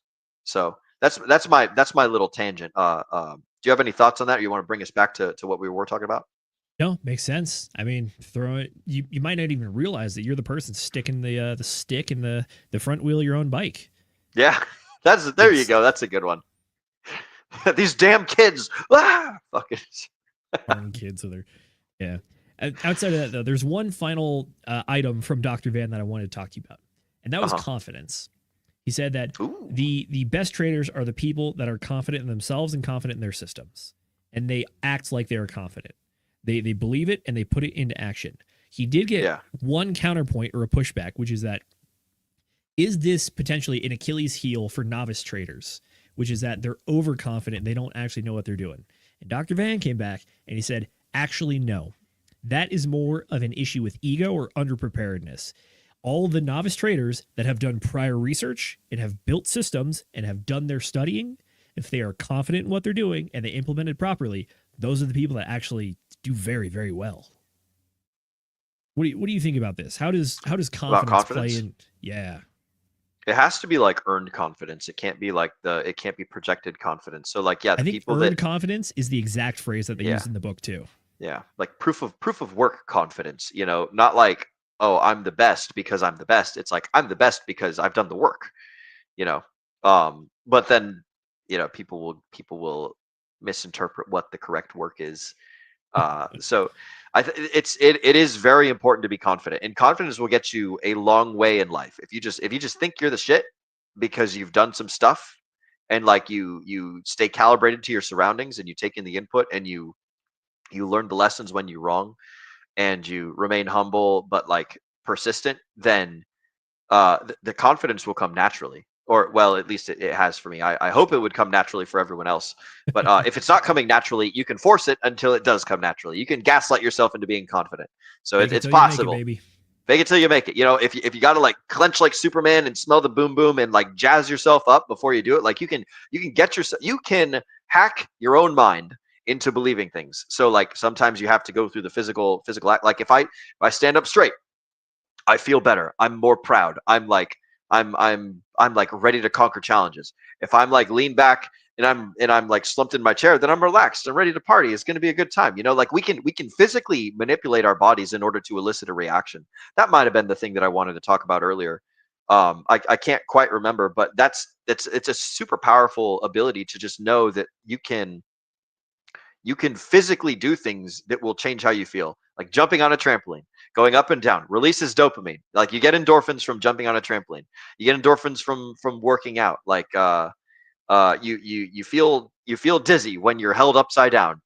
Like when you smack your head into the wall, you feel pain. So like you can hack your emotional regulation system by undergoing processes and things. And so you can make yourself confident as well by like, if you want to be confident at shooting, then you need to go grab your gun. You need to go out to the shooting range. You need to just go send rounds down range, and you need to like learn when you do the things wrong, and you need to retain the right knowledge, and you need to remember the things that you do that are effective and trim out the things that don't work. And then just do it over and over again until it's like, oh, I've earned the confidence by putting in the work. I've done the proof of work. I am the Bitcoin miner. Like I have all of these I've solved the SHA-256 thing, and now I've got all these little bitty coins as my result, and like I can be confident of that. So for sure, I think one of the pitfalls they touch on, but they don't really get too much into it. But this might be a bit of a personal thing, which is understanding that confidence and results, or having a list of results as experience, are not exactly the same thing. It's Correct. Easy to be confident if you have a series of wins behind you and you have a track record that can build trust with people. It can show that you have competency and you're able to repeat it, for sure. But you don't have to have that to have confidence, because confidence is you're confident in the preparation, you're confident in your own personal strategy, your skills, whatever, and you're confident in yourself. You don't have to have all of the experience and all the wins and all the trophies and accolades to have confidence. You can have that along the way. Because theoretically, confidence is going to be one of those things that helps you build towards those goals and those wins. Mm-hmm. What do you think about that? I think is that a way that people shortchange themselves? They're like, even if you're doing things very well, you can maybe just be like, oh, I don't know, I'm new to this. It's my first cycle. Like, it's like, no. If you get a bunch of lucky wins, if you get a bunch of lucky wins, you shouldn't be confident, because you got the results, but you didn't earn it. You might have done something, but it doesn't mean you did the right thing. And like a way that you can have confidence is by like a good way to judge if someone has good confidence is when they fail. Like you can see if they pick themselves back up and they understand the failure and they keep pressing forward, or if they like, or alternatively, when they fail and it all falls to shit and it's like, oh my God, what the hell is happening? And they start blaming their environment. They start blaming everything around them, blaming everything except for themselves and their process. That's like the antithesis of the confident person. So for sure. Super Alrighty, important. I got a few other items in the grab bag I want to finish out with. So all right, first, I want to another psychology thing. One of the things they identified is that when people try to make good trades and good plays, they end up doing better than if they're trying to make money, which is that people kind of hyper fixate on the money as opposed to doing something well. Mm-hmm. What do you think about this? Is this an emotion, an ego? Where does this fall? The specific thing that they had in the book was whenever they say like, I'm trying to make 10%, that makes them make safe decisions if they're above 10, and it makes them take unnecessarily risky decisions when they're below 10. They act based on the goal rather than the idea of like, am I doing good thing right now or am I doing bad thing right now? They're not living in the moment. They're shooting for some far off target and trying to reach the target despite the things that are going on in the current the current scenario or the current. Man, I'm just at a loss for words today. You get the idea. Your question wasn't quite what my answer was though. Can you repeat the question again? Yeah. So make good trades as opposed to try to make money. Oh yeah. I do think that I'll go real quick. For me, I think that this one falls into the emotionality category because I think when you saw this one, it was something that Dr. Van identified, which is that this is an emotional attachment. It's a fear of loss specifically, which is that because you see the money in your account as money that you would interact with on a daily basis, that if you lose that, you're losing something that is critical to your life. As opposed to the successful traders are the ones that have detached from it, which is that they've accepted. Exactly. It's the game. It always comes back to this. It's the people that love the game. It's not the people that care about making money. Those are the real winners because they're able to detach from it to make sure that their decision-making processes and when they're building systems, they're in a good state of mind. So what I'm seeing here is that it kind of goes back to a principle that we talk about a lot, which is that, especially for crypto, you should really only be investing money that you're willing to lose because it means that the rest of your life is taken care of first, primarily first. When all that is settled, the extra money can become the investment money. You don't need it to live, but at the same time, if you manage it well, you will be rewarded. That's what I'm seeing in this one. Is fear of losing money, and I think that one of the ways you can hedge against it is not trying to overextend yourself into the market. It's the idea that like, look, I'm here to play this game. I'm playing this game. There will be losses. I'm cool with that. If I play it well, though, there is a reward at the end. But at the end of the day, I'm here to play the game. And they and because I'm reading through the Grok 3 synopsis and you like dovetailed perfectly into the point that I wanted to get to, and that's that because they're treating it like a game, they've already won. Because it's not crippling, because it's not serious, because it's not like holding them back. Like they're already winning, they're already in that winner's mindset, and that's going to manifest the wins that follow. So like that really is the trick. Treat it like a game. Don't be too serious. Don't bet more than you can lose. Don't get that scarcity mindset. Be confident. Be positive. And I think that's a pretty darn good thing to like goal to shoot for. Man, I'm just running out of words. I agree. You have more hot points though, right? I do. I have one here. It was annual targets are counterproductive. The idea that if you feel the need that you have to make X amount of dollars in this fiscal year, that will actually work against you. What do you think about that? How does that fit into the principles? I stole that away from you. I put that answer into my last one. but yeah, like we'll touch it again. If you have some big target, like it's good to have a general goal. But like if you have a specific target and you're trying to hit that target, like if you're under the target, you're gonna play risky, like unnecessarily risky. And if you're over the target, you're gonna be unnecessarily safe. You need to take the information that's in front of you and manipulate, like use that stuff to the best of your abilities, rather than some arbitrary number that is tallied up at the end of the year. For sure. This is one that I identified particularly for that can really trip up like TA and chart people, because you start to gaslight yourself into believing things. You start to be like, you're hunting for things that might not be there, which is that if you feel this pressure that you got to do something, you got to get after it, you got to make the money. You start looking at that chart and you start seeing the patterns in the chart and you're like, oh, I see this dot and this dot. You pull out the ball of yarn at the cork board, you start connecting it, and then you're going schizo because you're looking for things that aren't there because there's some other pressure that's applying itself to you. That's one of the things that I try to hold myself back on when it comes to TA is that I have my core principles that I look at. I look at time, I look at price, I look at trend, I look at momentum. Those are the ones that I really look at. I know Jay is a whiz when it comes to the Fibonacci stuff. That's just not my jam.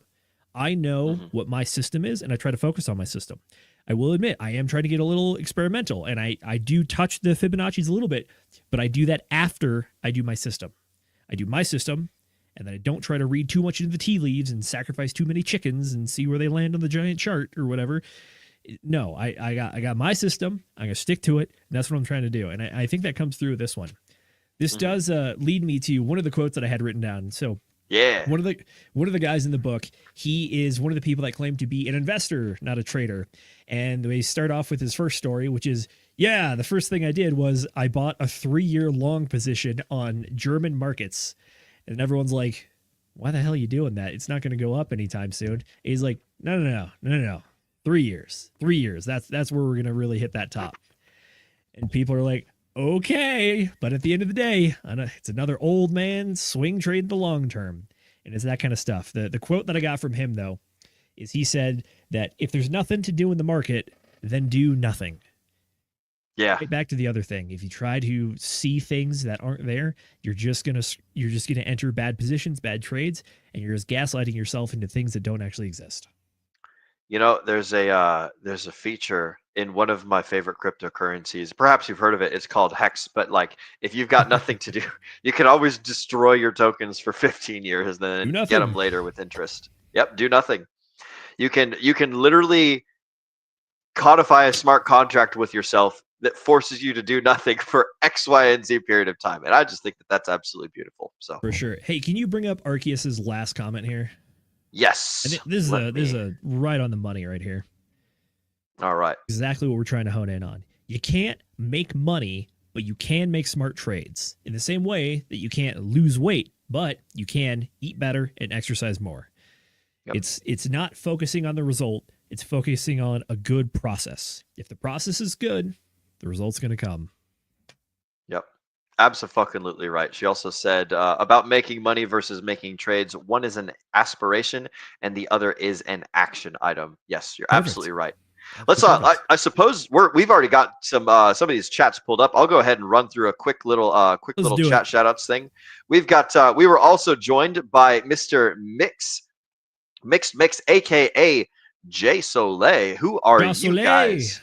Josoleil. Josoleil, it's good to see you, broski. Yep.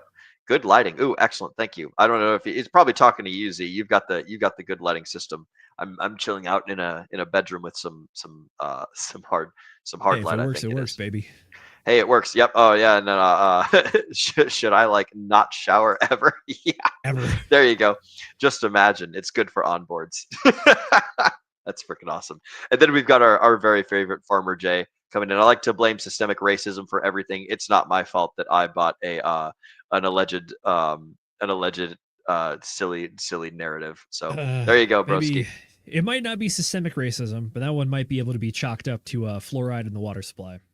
There might be some fluoride in the water supply, and there might just be a whole lot of people telling a really good campfire story that lasts for a long time. Like nobody's perfect, and people make mistakes. And who's to say? Like I don't know if anything's going to go crazy with that particular little token, but I will say that it doesn't look very good right now. But I'm just describing red candles, as some people would say. So what do I know? I could be very wrong. I would be glad to be proven wrong, but it is what it is. Let's you ready to go ahead and move to close, Mr. Zenith? Absolutely. I do want to close with the end of the book though. So let's do it. In my personal opinion, folks, if you're going to read this book, it's fun. I really enjoyed it. I told Will earlier, I had it on audiobook. It kind of just felt like I was listening to podcasts because it's literally just interviews. Some of them are about 1 hour long, according to Audible, although at my speed, it was about half an hour, which is very reasonable for this book. But at the same time, this is a book I actually slowed down a little bit just because I was enjoying it. And I just wanted to get that more conversational flow going. However, you're not interested in any of that. Go check out the last 2 sections. That is going to be the psychology section with Dr. Van, and it's going to be the final close or the wrap-up chapter. The wrap-up chapter is about 40 minutes long. It's a good one. They also have a fun little story in there about the guy who literally wrote the book on proper blackjack betting. I was going to say the gambling. Yep. You better talk about the gambling. He tells the story. He also discovered that the Baccarat side bets are easily exploited. He told the story about how he did that, and the casinos tried drugging him. They were like, "Hey, man, you want some free coffee?" He's like, "Oh." They didn't try drugging him. They did drug him twice, and then for some reason, like a very crucial part of his car was not there, and the accelerator got locked in. I don't know if it's coincidental, but those are things that happened. He drank 2 drinks that were full of inebriants, and then something terrible happened to his car. So 3 occasions of not so great things happening after he was playing games in some casinos. After he started winning too much. Yeah. I don't know. The 70s were a wild time, man. What can I say? Hey, I remember it like it was yesterday.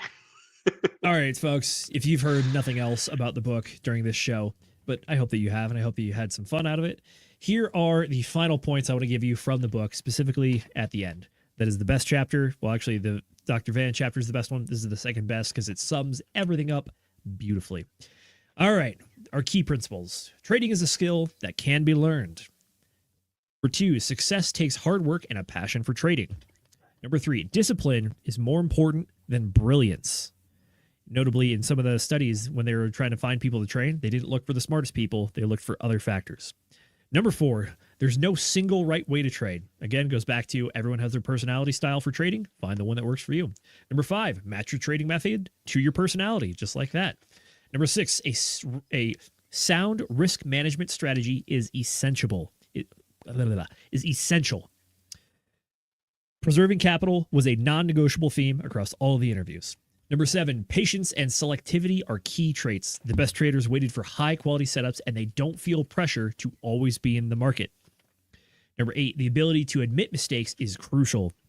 Cutting losses quickly and reversing course when wrong was universal among all the wizards, as he calls them. Number 9, emotional discipline separates winners from losers. Consistently managing fear and greed is the hallmark of all of the traders that were interviewed during the process. And number 10, learn from your losses. Don't ignore them. Don't deny them. Every one of the people interviewed emphasized self-review, journaling, or a post-trade analysis in order to grow as a trader. All right, there you go. Those are our principles. I guess final question for you, Mr. Will Stevenson. What are your final thoughts on the book, and where does this rank in the 0 to 10,000 hours of mastery scale in the crypto library? I would read this book again. I don't know if I'd put it in the top 10, but it's certainly it's not in the S tier, but it's definitely in either the A or the B. So like it's a pretty damn good book. It's like not only for the entertainment in the early part of the book, but the psychology part at the very end is it's the pièce de résistance. It's super good. Highly recommend folks read it.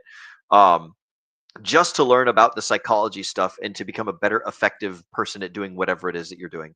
In terms of where does it sit on the 10,000 on the 0 to 10,000 hour scale of where a person should read it between their journey of knowing nothing to their journey of mastery, I would say that people would do well to read this probably between hours 10 to 100 on that zone. So like in the beginning, but like you can read it a little bit after the beginning. And like if you're way past 100 hours, you should still read it. It's a good book. It's got a lot of good stuff in it. If you're reading it in the beginning of your journey, you're not going to understand a lot of the stuff that he's talking about, but like a lot of the specific details, but you will get the general gist of what's going on. And that's the important thing to remember. True. I would agree with you on pretty much all of your points, although I think I actually had it pegged at a slightly different hour mark for me. I don't think this is our S tier, our Galaxy Brain tier from our tier list video, but at the same time, I think it's the one right below that at minimum. This is a great book. It was a good read. I enjoyed it. I'm probably going to listen to it again for sure. Yeah, maybe even might become my falling asleep noise. But outside of that, I think that in order to do this book justice, you must do the time-honored tradition, as all of the men in the book have done, which is go lose money in the market first. Yeah. And then figure Hey, it out. I that think one's it's right pretty around easy. I think it's around the 1,000-hour mark, which is where this falls comfortably. Because like you said, if this is the first thing you read, you're going to be lost. You're not going to have any idea what these guys are talking about. You're not know why any of it matters. You gotta do your basic research. You gotta have a base of knowledge. You maybe gotta dabble a little bit. Maybe you gotta have a lucky win here, a bad beat there. But then this is gonna teach you how to sort through that. You're gonna know what it feels like. You're gonna be frustrated, and this is gonna say, "Hey, kid, I know what that's like. Let's try to fix it together." I like that. That's a good point. I do think that people need to go lose some money before they read this book. A time-honored tradition. But I will say you're going to lose more money also after you read the book. You have to go through that Toyota way Hansei, as the Japanese say. You have to pay the price to learn the lesson. So you don't get to just skip all that stuff. During some of the psychology stuff around the losing, there was a point where someone said you're gonna do what you think is a good trade, and it's gonna lose, and you're gonna feel bad, and you should feel bad, and understand it. You have to go through the process of feeling bad. It's important. Yes, it is. It is, because like otherwise none of the lessons will mean anything. You know, if you spend your whole life eating pizza and you never have broccoli, then eventually pizza is going to be like no fun anymore. You have to have the broccoli and the Brussels sprouts and all the other, insert whatever garbage food, liver, right? You have to eat a little bit of not delicious stuff every now and again in order to appreciate the pizza. And like you definitely earn the appreciation for the lessons by failing. So there you go. You fucking hit the nail on the head there, broski. I like it. I like it. We have one final chat shout out from Mr. Hexagon Lost in Asia. Jack Schwacker is a good porn name. Yes, and then he follows up with Huge Ackman and a couple of smiley faces. Thanks for hopping on in here, Mr. Hexagon Lost in Asia. It's good to see you, amigo. Absolutely. All right, Mr. Will Stevenson, where can the folks find you? What do you have going on in the near future?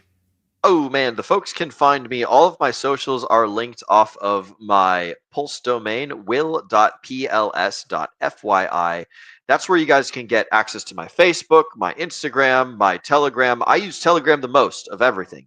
So if you really want to reach out to me, then hit me up on Telegram. You can find the link to all that stuff there in that. I guess I could bring it up here on the show since I am the producer, man. I could bring it up on screen. Look at that. Yeah. will.pls.fyi. That's where you can find all of the stuff that I'm doing. And the other thing I want to quickly talk about is my bit.ly/hex_meetup. So if you're a Hexagon and you want to go meet other Hexagons, then go to this little place over here, and then you can go and you can hang out with fellow Degens and fellow Hexagons and meet other crypto people and do cool, awesome things. I definitely think that more people should be rocking and rolling, traveling about. Go 2 or 3 hours out of your way and go hang out with some boys. Go hang out with some girls. Go hang out with some Hexagons, some grandmas, some grandpas, cousins, aunts, uncles, amigos. Who knows? You might even make some enemies there, and you might have a good time. So go hang out with Hexagons. Go to bit.ly/hex_meetup. If you want to meet other Hexagons. It's a little Telegram that I made, and that will the bit.ly will take you straight to the Start Here page, and you read through that, and it'll show you what's going on. As far as stuff going on in the near future, we have the Sunday show coming up on Sunday. For those of you guys that are new to the DGen Roundtable or have never seen us before, every Wednesday, Friday, and Sunday, starting at 8 p.m. Eastern, we are streaming right here, just as we're doing right now on youtube.com/@DGen Roundtable. And for those of you guys that are watching us on Twitter, we appreciate y'all as well. I don't know entirely how that stuff works, but Mrs. Producer set it up. So shout out to Mrs. McGettit. She's not here right now. I am filling in and doing my very best, I promise. But yeah, for those of you guys that want to see more of us, that's where you can find us, is right here, wherever you're at, every Wednesday, Friday, and Sunday, starting at 8 p.m. Eastern time, midnight London time, 5 p.m. Pacific time. I don't really know a whole lot of other time zones. The other thing that I want to talk about is our next DGen Roundtable Book Club. So we've got a couple of suggestions. That's the word that I'm trying to talk about here. Man, there's a whole bunch of ones that I'm looking through our little our little chat that we got. By the way, if you're not a member of the DGen Roundtable Book Club, you can go to t.me/DGen Book Club, all one word, and that will bring you into the little notes section where I basically type a whole bunch of notes that I find during the books, and sometimes we talk about things, and sometimes we learn about a whole bunch of new stuff going on. So right now I'm scrolling through the book club thing, so that way we can pick a book. And I'm going to select How to Think Like a Roman Emperor. That's going to be the book that we're covering for next week's book club. It is a recommendation by our very own Moonpilled Rational Optics. So shout out to you, broski, if you happen to be watching right now. Moonpilled Rational Optics suggested How to Think Like a Roman Emperor. He's actually listened to it 3 times over the years. Very thought-provoking, he says. So shout out to you, good sir. And that's going to be what we're doing next Friday. So be here or be square, and that's what we're going to be covering. You guys can find this book on Audible as well, so it is a listenable, delicious treat. Mr. Zenith, that's all that I've got. Where can the folks find you, and what do you have going on in the near future? And then go ahead and take us out, brother. Will do, ladies and gentlemen.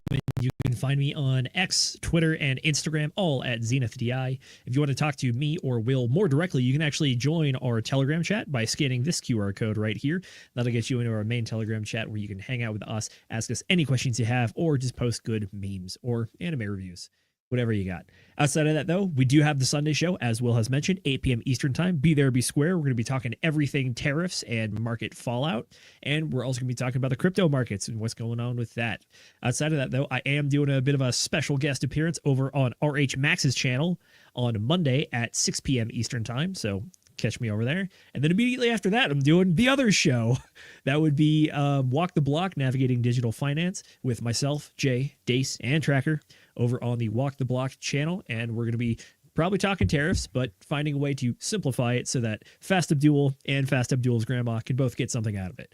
That is what I got going on. Outside of that, folks, thank you so much for hanging out with us tonight. I thought this was a fantastic book, fantastic show, and I had a great time hanging out with all you guys. Thank you so much for all the fun comments and questions. We had a great chat tonight. Really appreciate you guys showing up and showing out for it. You guys really are the best. Outside of that, though, folks, we do know that time is your most valuable asset, and we want to thank you whenever you spend it with us, and we want to thank you every time you do so. So thank you very much for that. And Mr. Producer, get that trigger finger ready, because it's about time to remember all the good people at home to remember to degen responsibly.